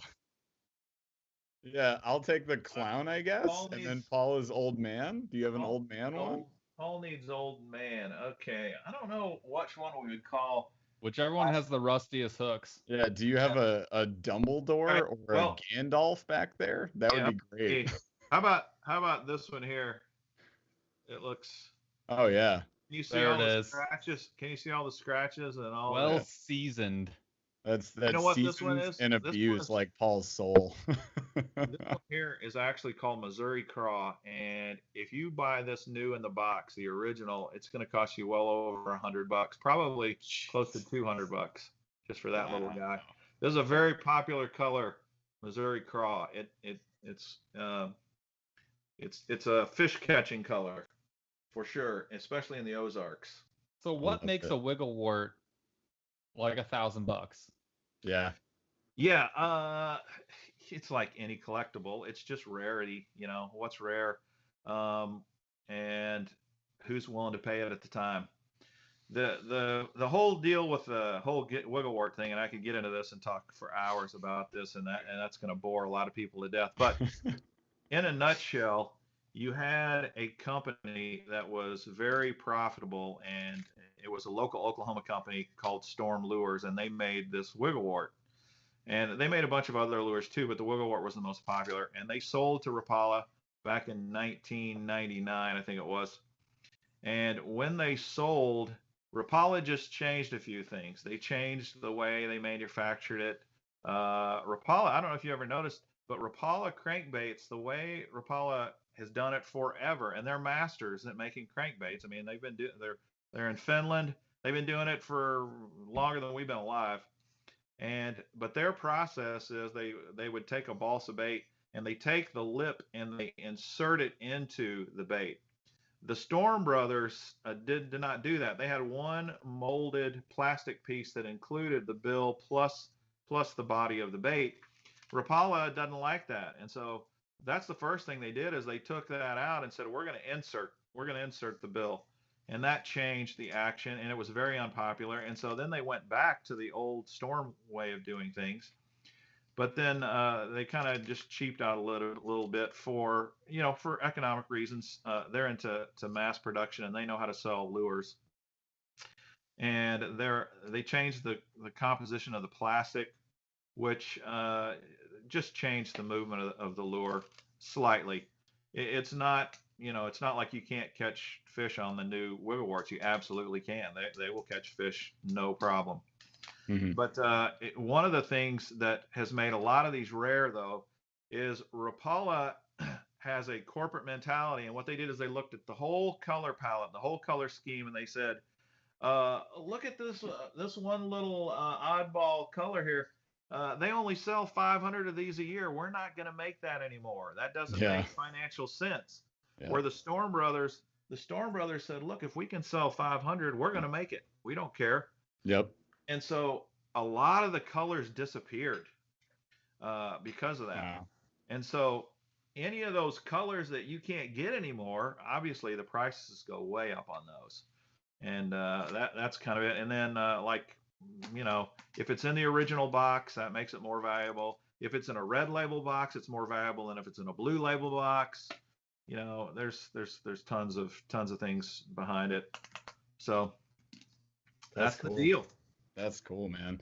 All right, so we're getting to that point in the show, guys, where we're gonna be doing a giveaway here soon. Not right this second, but soon, because we have some very important things to ask Mr. Bass. So I do want to talk to you about your YouTube channel. That's kind of why you're here. So I think we need to get in that part of the show meet. But if you could do like a 20-second, just for Fish in the Southeast here, he wants to know about your glide baits. If you could do a 20-second, tell us what you told us before the show about your most awesome and expensive glide baits behind you real quick. Just to appease the people, the swim baits, the glide bait people in the crowd, and Fish in the Southeast, of course, who is obsessed with those things. Give us a quick idea. This will take longer than 20 seconds, but I think it's super interesting. I figured. I was not into glide baits at all until I happened to be a marshal on a BASS tournament with Brandon Polinick. And I got him the first day at Table Rock back in 2014, I think it was. And he was fishing jerk baits and Cincos and was doing a great job of fishing and catching fish. And he caught his limit. And after he caught his limit for the day, he pulled out a big, long rod, the longest fishing rod I'd ever seen. And attached to it was a big honking lure. And this is the lure he had tied on right here. This is a Roman-made Negotiator. And when I saw this, I had fished Table Rock. I'm from the area. And I was like, dude, what are you doing with that thing? You're not going to catch anything with that here on Table Rock. Here I'm telling a pro, you're not going to catch anything with this. And he said, "What?" He said, "You watch me." His bait was just all beat up. This is the exact color and exact bait. Roman-made Negotiator. You can go look it up. He goes to a brush pile, and it was probably like the second brush pile. He throws this thing in, and a 6.5 pounder comes up and just swoosh, just inhales that thing. And I was like, I can't believe it. And he said, listen, dude, I take this to every tournament. This is my kicker bait. And if you notice, the bait that he has created with Storm Lures here it is. In fact, let me show you this one here. This is the one he's created with Storm. Look, is there anything similar about these two? Anything similar? Wow. This is the one he's been fishing his whole professional career, and now he's made this one. That's awesome. Yeah, pretty interesting. So that's how I got into glide baits. Brandon Polinick spanked me right in front of me, just like, oh yeah, you don't think you can catch a fish with this? Watch this. Oh man. He was in like 9th place at the end of the first day there in the tournament, and he had a really good tournament. So that's kind of how I got into them, and it's not just about fishing; it's just about the magic, and they're beautiful. They're works of art. Not to mention the fact you can catch some donkeys with them. Oh yeah. So these are negotiators, Roman made negotiators. They do make much more expensive ones called the Mother. The Mother's like $400 and something bucks. Saw that. Much big. It's much bigger than this. This thing's probably $150 or so, depending upon colors and availabilities and that sort of thing. You guys know this. This is the S Waver by River to Sea, and they're one of the most economical glide baits out there. For the money, if you're just getting started, you just want to get into it for the money, the S Waver is the way to go. Nice. Flat out catch you some fish, and you probably only spend $30-$35 or something like that. Although I think that's what the Storm one, Brandon Polinick's is around 35, something like that now. Yep. So that's another one you could start out with if you wanted. And then on the other side over there are the more expensive ones. This one's a Megabass lure. This is called the Eye Slide. And if you watch old Oliver, what's his name? Oliver Nye. This is one of his big ones that he pushes a lot. Big Bass Dreams guy. That's it. Yep. This sucker, when you feel it, it feels like a chunk of wood. It's not wood, but you just think, how in the world does a fish eat wood? But then you go to Tackle Warehouse and they got this $1,148 leather swim bait that just came out. Have you guys seen that? Yes, No. I was going to ask you about that. So Tackle Warehouse just dropped this $1,200. It's like $1,197 leather wrapped handmade swim bait. That's 48 ounces. 48 ounces, and it looks. I mean, compared to this thing, it's like it's enormous. I when I saw it, I was like, who in their right mind would not just who would buy the freaking thing first, but who would fish it? It's insane. Jaws. And Do not invoice me for that. In their video, they do their what's new video. In that video, the dude says, now, when you buy this, you have to soak the leather in water. It has to absorb water before you can fish it. I was like, why would you buy a leather bait? Why would anybody buy a leather bait? Dude, I hate losing jackhammers.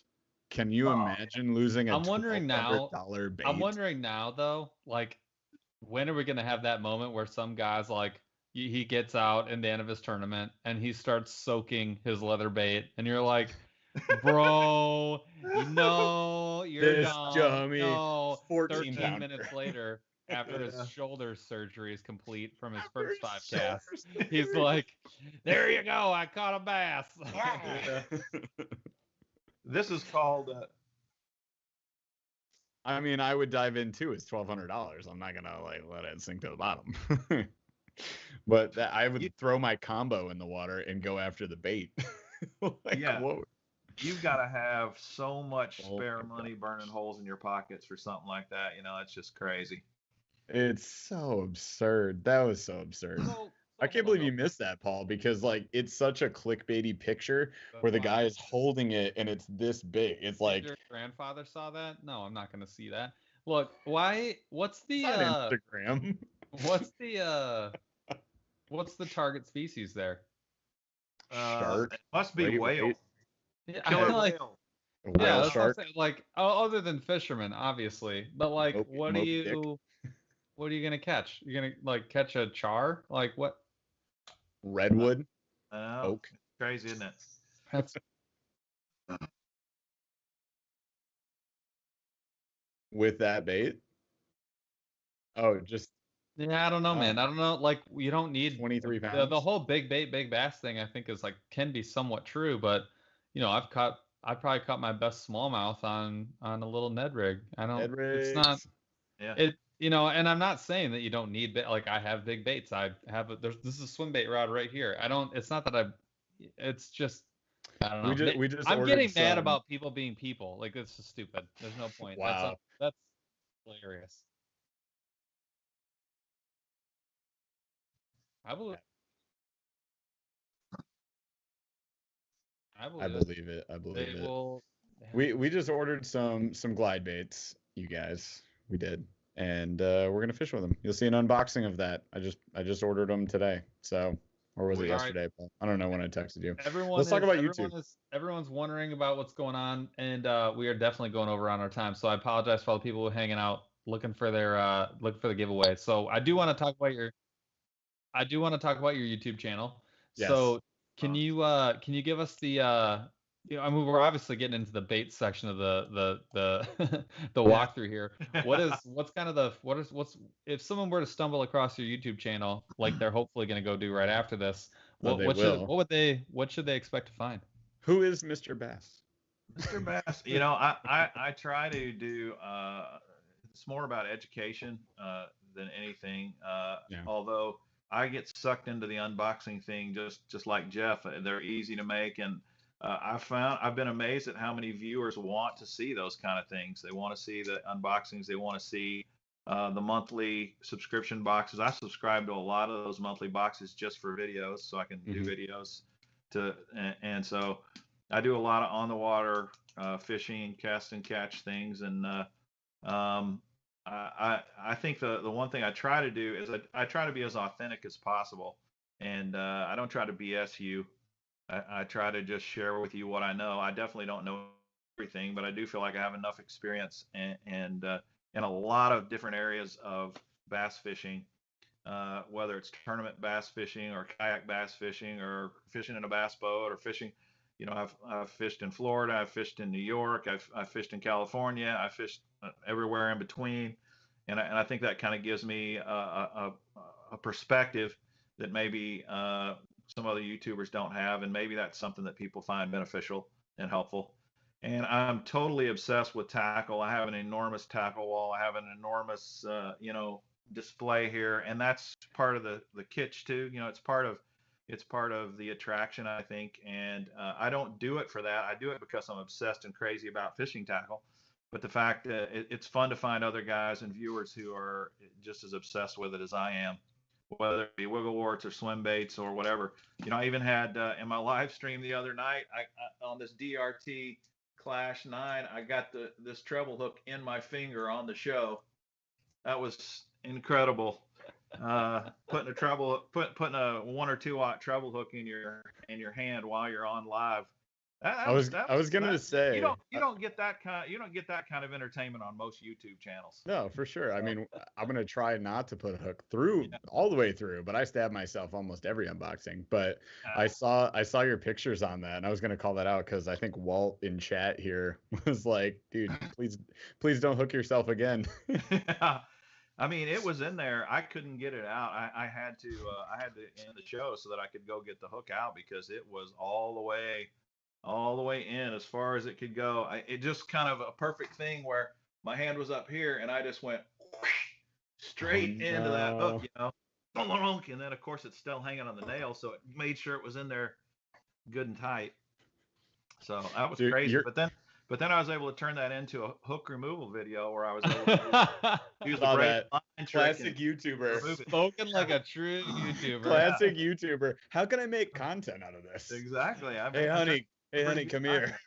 How to self-administer a tetanus shot. Yeah, exactly. So. Oh my gosh, your viewers are in chat right now, loving this. They're reminiscing right now. Oh, right. Yeah. The other question The other question I You want. did, yes, Josh. Thanks, Josh. Thanks, Click Jeff. the link. Go watch it, you guys. The other thing that pops up a bunch that I know I was interested in was the it looks like mostly a sports hat collection. Oh yeah. I got into that too. One of the things that I do on my Saturday night live streams is I do a spin to win. I spin this wheel. Basically, I give you fishing trivia, trivia about the channel or about fishing, and then if you're the first one in the live stream to answer correctly, then you get to spin the wheel. And then I have these buckets with tackle. I have hard baits, terminal tackle, and spinner baits and miscellaneous. And I got a soft plastics bucket there.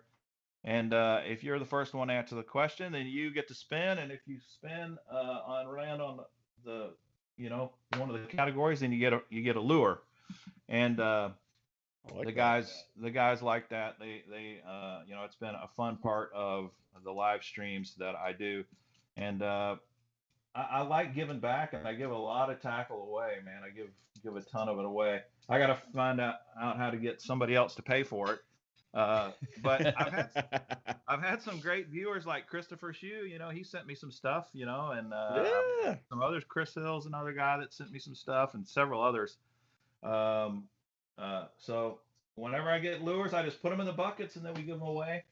And that's really been fun. That's been a part of our show. And you go live on Wednesday nights, right? Like same time as us? Well, I do the spin to win on Saturday nights at 8. Saturdays, okay. And then the Wednesday night is more of just tackle and more fishing focused. We talk fishing a ton on both, but I don't spin the wheel on Wednesday nights, just Saturday nights. Gotcha.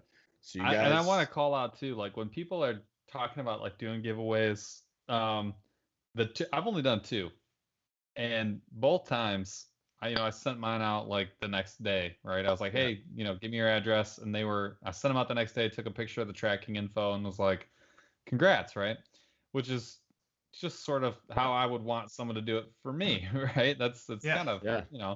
And and I thanked the person and whatnot, and both of those people were like, yo, thank you so much for like responding to me, for asking me permission to announce that they were the one that won, and thank you for like actually sending it out, much less like giving me like tracking info or whatever. Which goes to show you like there's so many people out there who are like entering these giveaways, and they're kind of like that is a way that they engage with the person that they're talking to, and they're obviously not. It's obviously not, apparently it's just like not common courtesy to be like a real human being. So I feel like kudos to you for being an awesome person. Yeah, I feel like a lot, because I've had that experience too. Because I mean, on our channel, we've done, gosh, I don't even know, 20 giveaways, more. I used to do them every single month. I owe you guys one on YouTube, but I do them on Instagram too. So we'll do one on YouTube soon. But we do them every single week on this podcast, right? And I guess like it's just not normal to give a prize out within a week or even respond. And a lot of people don't even believe that the giveaway is real. They're like, is this for real? Is this a thing?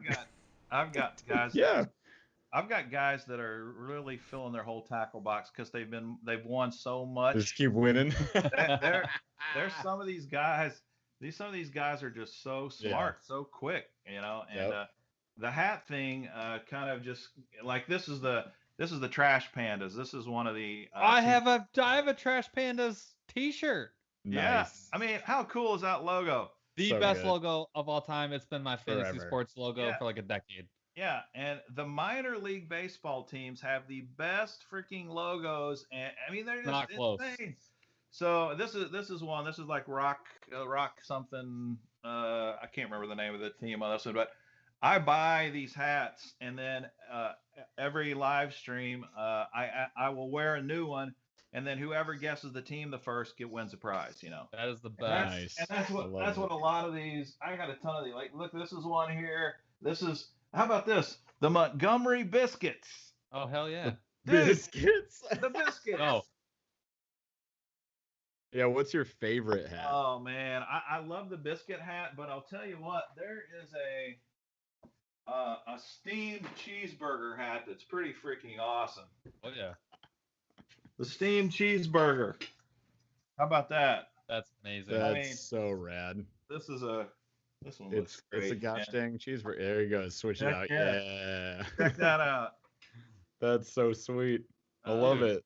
The minor league baseball is honest to God. It's gotta be like the most creative people on planet Earth work for minor league baseball teams. Yeah. Because like we got like the Mud Hens and the Lansing Lugnuts. Dude, we have quite a few actually in Michigan. Dude, they ball out. Whitecaps. And, the Whitecap. Dude, but what they do to bring people in, like the Kalamazoo Grizzlies, like I fish behind that stadium. It's always jammed, and people are having a ball. And it's like like the amount of creativity that goes into like managing a minor league baseball team. That is like that right there is like one of the most, because not only are you creative to like make this baseball thing work, which like baseball's dying, right? Yeah. But on top of that, you're competing with other minor league baseball teams who have super creative people. So like if you're the cream of the crop, you're like the most creative of the most creative people. It's it's the absolute best. And like, yes, the Trash Pandas, there's a reason I have a t-shirt that's nowhere near me. It's like Nashville. No reason for me to have that, except for the fact it's the best logo on this earth. It's not absurd. Close. It's absurd. And they say Trash Pandas, but it's a raccoon. It's not even a panda. That's the Trash Panda. That's a Trash Panda. It's a raccoon. We call raccoons Trash Pandas. You're right. Yeah, you're right. It's my favorite thing. I've been running the Trash Panda logo and spanking people in fantasy football for a long time. That's pretty sweet. Pretty sweet. So I think chat has waited patiently long enough. It's time for us to give them some money. So you guys, $25 to monsterbass.com is up for grabs. It is not good for subscriptions, but it is good for literally all the tackle on the site. The site is packed with tackle. There's also Burly Fishing apparel on there. If you would be so kind as to maybe buy a hat, that'd be fantastic. But you don't have to. There's lots of tackle there. You should definitely fill your tackle box. So we're going to be giving that away to a random chatter. Look, they're already doing it. They already know. See how they get it. Chat. Don't ask us questions. We're going to lose it. So what we're going to do is we're going to do rapid fire. All right. So Chaz will catch you. If you want to ask a question, you're still more than welcome. And after rapid fire, after we do the giveaway, we will take a few other rapid fires you guys may have for Mr. Bass. So stay tuned. Be a chance. What is only good in the U.S.? Oh, Monster Bass orders are only good in the U.S. You guys, I'm so sorry. Canadian friends, I love you, and I do my giveaways to Canada. So I got you down. If you win any of my normal giveaways, not on the live, I will take care of you, Canada. Again, sorry. All right. So, yeah, keep chitty chatting. You guys are fantastic. And Paul, let's hit rapid fire. Lightning round. Go. All right. These are all for fun. There's no wrong answers unless I say they're wrong. So, what is more pleasurable to look at? A laser cut edging job on someone's lawn, or a really, really tight haircut? Laser tight haircut. Definitely the lawn. I'm with you, man. It's not even close. The lawn. Not even close. I'm with you. Dude, the crisscrosses or the swivels, dude. No, I'm talking about that edge along the sidewalk, man. Yeah, he knows what I'm talking about. That is admirable. I just did mine for the first time, and I'm about to go back and clean it up this week, and I have no time in my life, but I'll make time for that. Well, my wife's got neighbor lawn envy because my neighbor has a perfect edge and I don't, you know. So. You know what makes the best edge though is those open blade attachments on like the boomstick, man. Those things when it's like an open blade, you can't replicate that. They're unbelievable. Nice. All right, this is dad talk. So are khakis acceptable at any time other than a Catalina wine mixer? Don't listen to Chaz. Absolutely. I was going to say always acceptable as well. Wow. Yeah. Hang on, Paul. My kayak pants are khakis. Oh, they're khaki colored. Those aren't khakis. That's fair. Okay.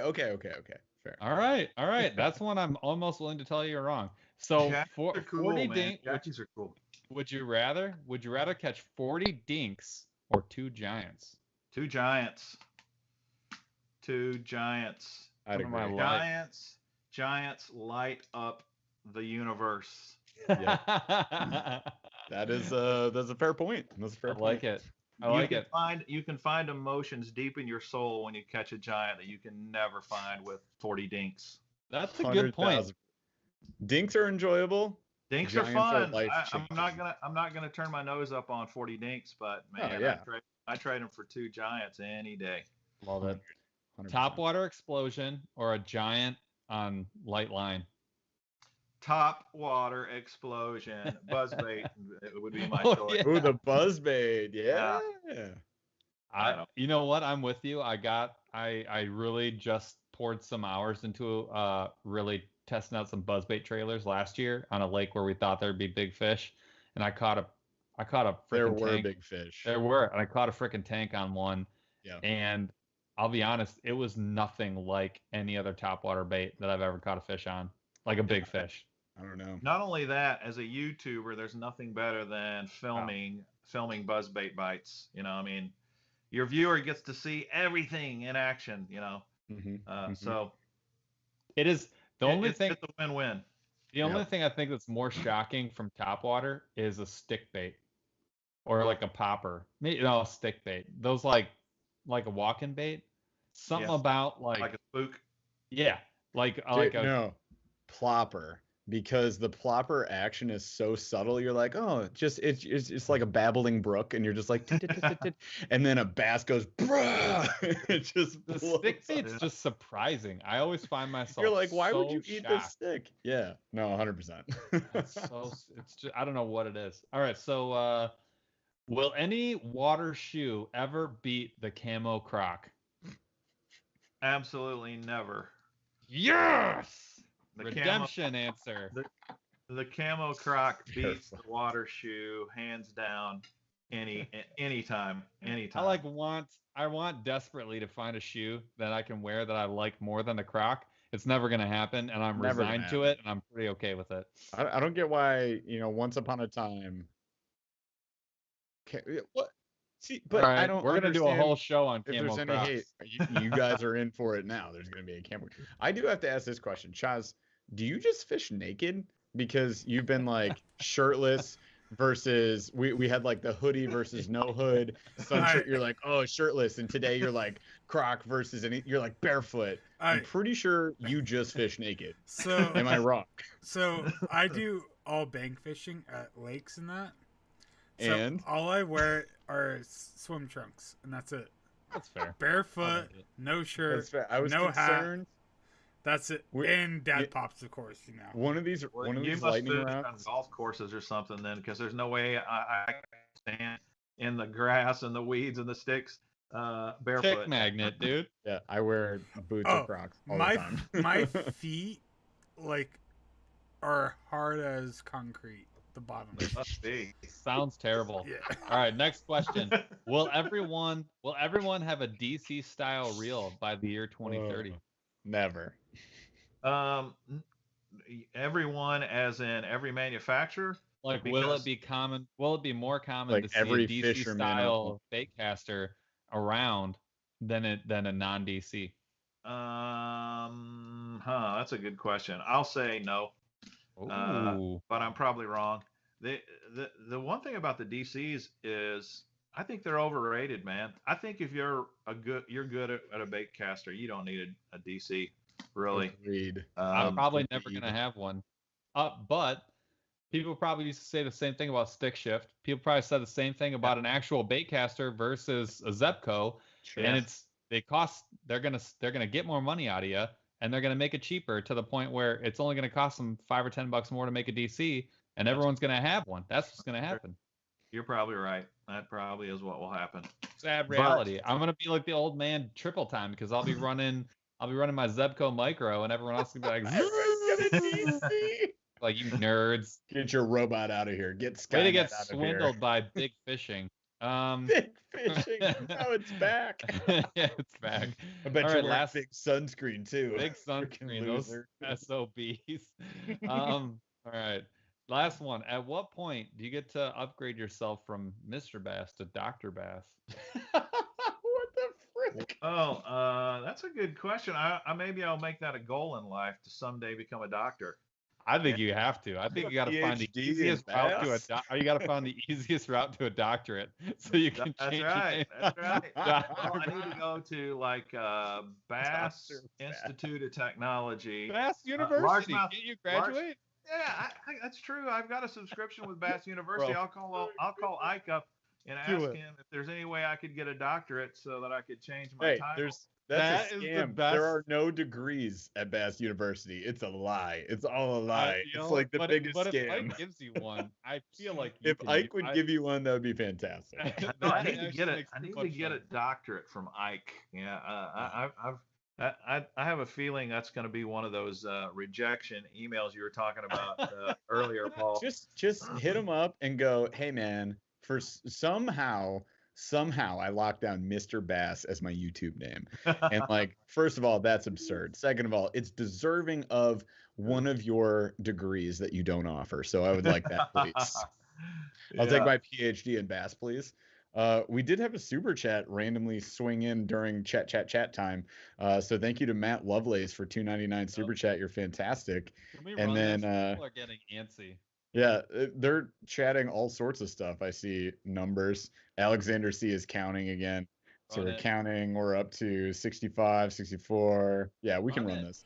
All right. I would say answer that last question though, that I posted in Skype. We will. Let's run Hold this on. though. So All right. Yeah, we're gonna. we'll do that after. So Chaz, choose our winner. Who The is winner is Fishing the Southeast again. Oh my gosh, he just won from Devo's tonight. He can't win that many times. No way. Man. Fishing the Southeast. Fish in the Southeast. You better son go of buy a lottery You ticket son of a tonight. gun. All right. Yeah, dude, Seriously. So, you're on another level lucky Jeff, right now. do you I He still- goes hacker. Jeff, do you still have his email? No, and I'm gonna show it to everyone. Again. He already He did it knew. again. He already I'm not touching. knows. I'm not touching. Jeff, Chaz, don't send me touch that. Chaz, send me that. I can't copy it. Yep. You know what I'll do? Yep, I already got it. All right. Let me just show that real quick. All right. Chaz deleted it before I could show it. Congrats, Fishing the Southeast. Dude, holy cow, my friend. How are you? He just won on, he commented earlier. He won on Yeah. Debo's live. Like, all right. Well, So Mr. yeah, Bass, go buy you, a lottery ticket. Mr. You threw Bass the said. gaunt. You should do that. You threw the gauntlet down. You said that if you're good with a bait caster, that you shouldn't need a DC. Right So on. someone asked, and I'm in agreement, by the way. Someone asked, how do I stop backlashing? First of all, his name is Backlashing and Bassin in AZ. So I'm just saying, you put it in your name. That's the negative Yeah. self-talk. Take it out. It's part of your. That's right. If it becomes part of your identity, man, you're screwed forever. But look, it's simple. It's called practice. Practice, practice, practice, practice, practice. That's the only way. There's no magical magnetic brake that is going to solve that problem for you or anything else. You've just got to practice until you're good at it, and then you're still going to get them. I mean, it's inevitable. A backlash is part of life, but it's not a problem. You know, it's just what. So that'd be my advice. You got to practice. That's the only way. And Yeah. I will add to that. And I said this last time. I think it was last week's show. Maybe it was in the members only stream. Debo's fishing. There's an awesome video, very helpful. He Mhm. kind of walks through explaining how like a baitcaster works, and then he talks Mhm. about how to get one set up Yep. if you're kind of like on the newer side and you're just trying to cast. And then he kind Yeah. of talks about the progression of getting to the point where really the only way to make it work really well and for you in every situation is where you're kind of getting practice and you're getting used to it. But he kind of walks you through a really nice progression of Yep. setting yourself up to where it's pretty easy. And yes, you're going to lose some distance, but you're not going to backlash very often at all, if ever. Mhm. And then you can kind of loosen up the reins a little bit, get a little more flexibility in your cast. But then again, you're just upgrading your skill level as you Mhm. kind of loosen the reins. It's the way to do it, man. I agree, though. I Yeah. think you watch people who flip and then immediately, without changing anything, go to a spinnerbait, and then immediately, without changing anything, go finesse. And you're like, that dude hasn't touched that damn knob since he bought that thing. And, Yeah. you know, that's somebody who, as to your point, has got the $11,000 in it. I mean, yeah. What, Chas? I have a question for Mr. Bass. Okay, do you go prefer casting overhand or sidearmed? I would say sidearmed, but I have never analyzed it to the point to see how much I do one versus the other. But I'd say for the most part, if I can get a sidearm cast in, I will do that. Yeah. I mean, I think just like from the position I normally fish in the kayak, that's like the only way to do it for me. Yeah. Like if I go overhead, I'm catching all of the you. rods behind me and throwing them out of the boat. It's not like I haven't done it before. You just have a lot more control over your release point because the buttery point of your release point is facing what you want versus when you're coming overhead and you're trying to do it. Your ability, your wiggle room on hitting what you want to hit, distance or not distance wise, but target wise, is like shrunk. Your window of like good casting is shrunk substantially, and you can't. It's a lot harder to whip it. I like that, the buttery point of your release point. Is that? I own it now. TM trademark. You can have it, but really, like your window of like getting that like getting your bait where you want it is much wider on a sidearm cast than it is on an overhead. It is. It's just easier to control. You also have to think about the fact that anytime you're throwing a lure way up in the air overhead, it's gonna have a lot of resistance in the wind, and you're gonna get some helicoptering, and you're going to get tangled hooks, and I mean there's a lot of reasons not to throw it directly over your head if you can avoid it. Do salt guys go overhead more often than not because they're just going for distance?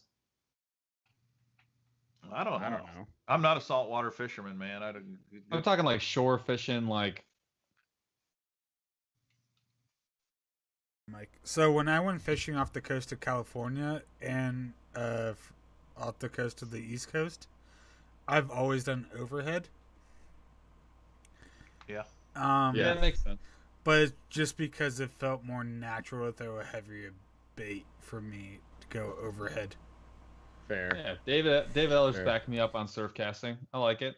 Cool. Also, Walt says roll cast over either and then pitch if close enough. I'm 100% down with that. I pitch so much. If you guys see me Ned rig fish, all I do is pitch the Ned. That's all I do. I don't do anything else. But yeah, 100% sidearm feels for me way better. And yeah, watch the Debo's video, you guys, if you wanna dial it in and then use practice casting in your backyard. It's a good one. David Ellers did call out, unless you're my wife, in which case you can just cast a bait caster. It's a joke. Easiest thing in the world. What's so hard about this? Also, one thing when I'm talking about surfing, like casting on both in California and on the East Coast, is they don't have left-handed rods, so I have to cast right-handed, so that feels more natural. Oh yeah, sure. Yeah. Interesting. All right. Well, hey, if anybody has any other questions, you better hit me now. Questions in chat from Mr. Bass, you hit us up. Otherwise, Mr. Bass, my friend, it's been fantastic having you on this episode. It's been a really fun one. Where can people find you if they're looking for you? At Mr. Bass TV on TikTok, on Instagram, on Facebook, and then my YouTube channel is just Mr. Bass. Sometimes you have to type in Mr. Bass Fishing to find it, because there's some other weird thing that's spelled BASS that some people care about. I don't know why anyone would care about anything but a bass fish. My brother is a professional bass player. Is he? That's hilarious. Yeah. Is there a Mr. Bass playing? Yeah, there is a Mr. Bass riffs? There absolutely is. That's so rad. There is a Mr. Bass. I guess we had one or two questions here. Real quick, Justin Brosino, hood or no hood? Because this is a question we ask a lot of people. Hood or no hood on your sun shirts? Well, I've always been a no hood guy, but I literally just bought one with a hood today. Look at this. It's an AFTCO? It's an AFTCO. I decided to try it. No. It's got a zipper pocket. That's a cool Jason Christie one. That one's sweet. I like it. All right, Rad. But I'm more of a floppy hat guy. I like the big brimmed hats when I'm out in the sun. So the hood doesn't do me a lot of good, most of the time. Fair. I can say I mostly don't use my hood, but for whatever reason, like having one. And Paul hates them because there were no hoodies in 1943, and there shouldn't be now, right, Paul? They did it better when they didn't have hoods. Everyone knows. Back in 43. But Paul doesn't like khaki. That doesn't make any sense. That's actually really good point. Wow. This is brutal. I have no answer for that. No retort whatsoever. Wranglers only. I run jeans. Like, that's it. That's fair. Those are old school. Nope. What's the point? Also, they're never dirty. I mean, they are. But okay. Anyways, all right. That's a story for another time. All right, you guys. You've been fantastic. It's been so great tonight. I've been happy having you guys here. Hopefully you had a good time. If you did, come back next Thursday. We do this every Thursday, 8 p.m. Eastern. So put it on your calendar and come back. And we'll do another $25 gift card giveaway every Thursday. We're just going to keep doing it. So Fish in the Southeast can't possibly keep winning all of the gift card. Can he? Can he do that? He won from Debo's. He's going to win from us. Hopefully he doesn't keep winning. I mean, I know that's what I'm saying. Like, congrats, man, but other people can win too. I swear to you guys. We'll be doing a giveaway on YouTube here pretty soon with a bunch of tackles, so stay tuned for that. We'll have some cool stuff in there. Lots of videos dropping for you guys. I got one coming up tomorrow that is going to be a different unboxing than you've seen before, so stay tuned for that. And next week, I bought Paul some stuff. Actually, he bought himself some stuff, and I unboxed them, so that's coming Monday. There's stuff coming up. Go check out Mr. Bass. Make sure you subscribe to us, smash the like, follow us on all the places and the things. We love you guys. Thanks for watching tonight. Chaz, take us out. Took a swing at a wrecking ball and I prayed for my downfall, and I found a way to reconcile, 'cause in my heart it's not worthwhile. It's a bloody battlefield where some go down, others heal. In the end it's all the same. All you can do is play the game. Oh, do we say goodbye? Refuse to question why. I'm sad to say I'm sorry, so lie. Pretend that you're okay.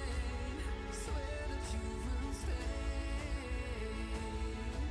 Keep trying for one day. I'm sick of all these lies. Don't care if I capsize. There's nothing left for me to hide. Don't wanna live a lie. Too many lows, too many highs. Too many things to criticize. And so I leave it all behind. Don't wanna live a lie.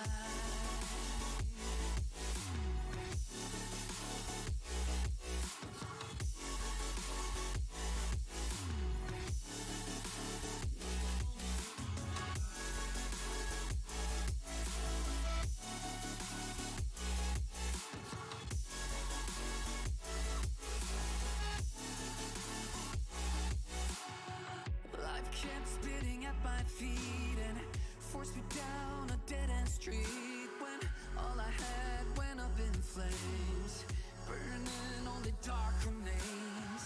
I cover up every part of my skin, oh, 'cause I don't like the person within. Oh, I know I'm the one to blame. All I can do is take the shame. Oh, do we say goodbye? Refuse to question why. I'm too sad to say I'm sorry, so lie and pretend that you're okay. Swear that you will stay. Keep trying for one day. Whoa, I'm sick of all these lies. Don't care if I capsize. There's nothing left for me to hide. Don't wanna live a lie. Too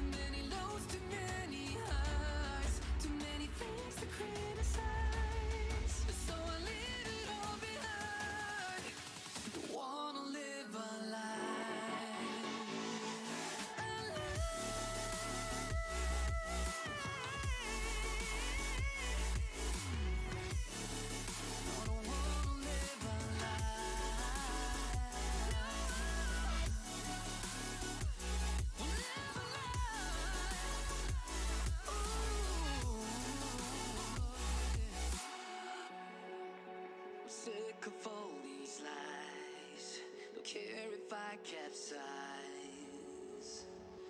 Oh no.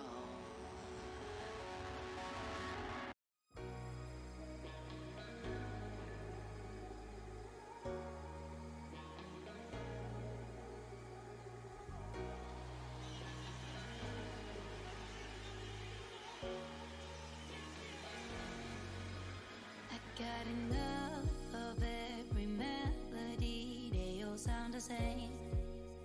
Yeah.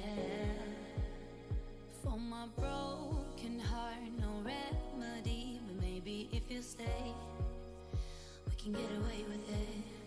'Cause you make me love my imperfections, answer all my questions, just to show me what's on the other side of inhibition. No apologies, my baby. I do you do 'cause I'm feeling so good. Ooh. I do you do 'cause I'm feeling so good. Ooh. Oh, my darkest memories, now let me fall back. But you'll be there, ready to rescue me if I go out of track. We can get away with it.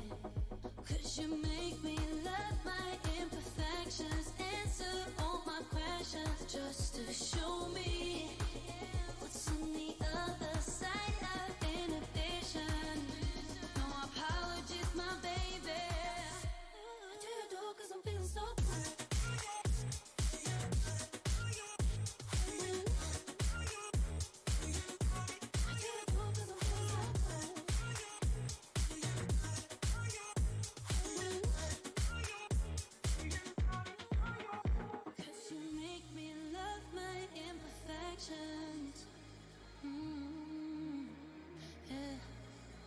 What's on the other side of inhibition?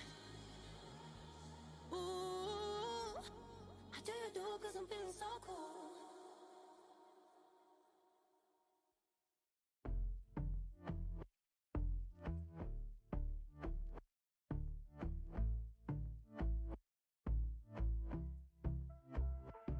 And I've been chillin', watching the ocean with you. Baby up with a slow motion crew. And we up in our cloudlands when people change, but not us. And we just chillin', kicking it, kissed by the sun. Could be soaked to the skin in the mall soon. I know she got the good vibes when seasons change, but we're the same. Even if I lost all my money, the zero runs deep, honey. And I don't need to speak a single word, 'cause you got me holding, holding. Even if my jokes aren't funny, my tongue tied up on it. And I don't need to speak a single word, 'cause you got me holding, holding.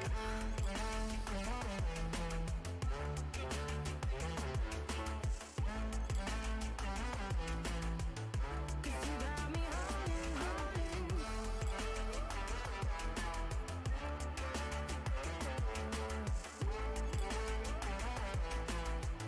Cause you got me holding.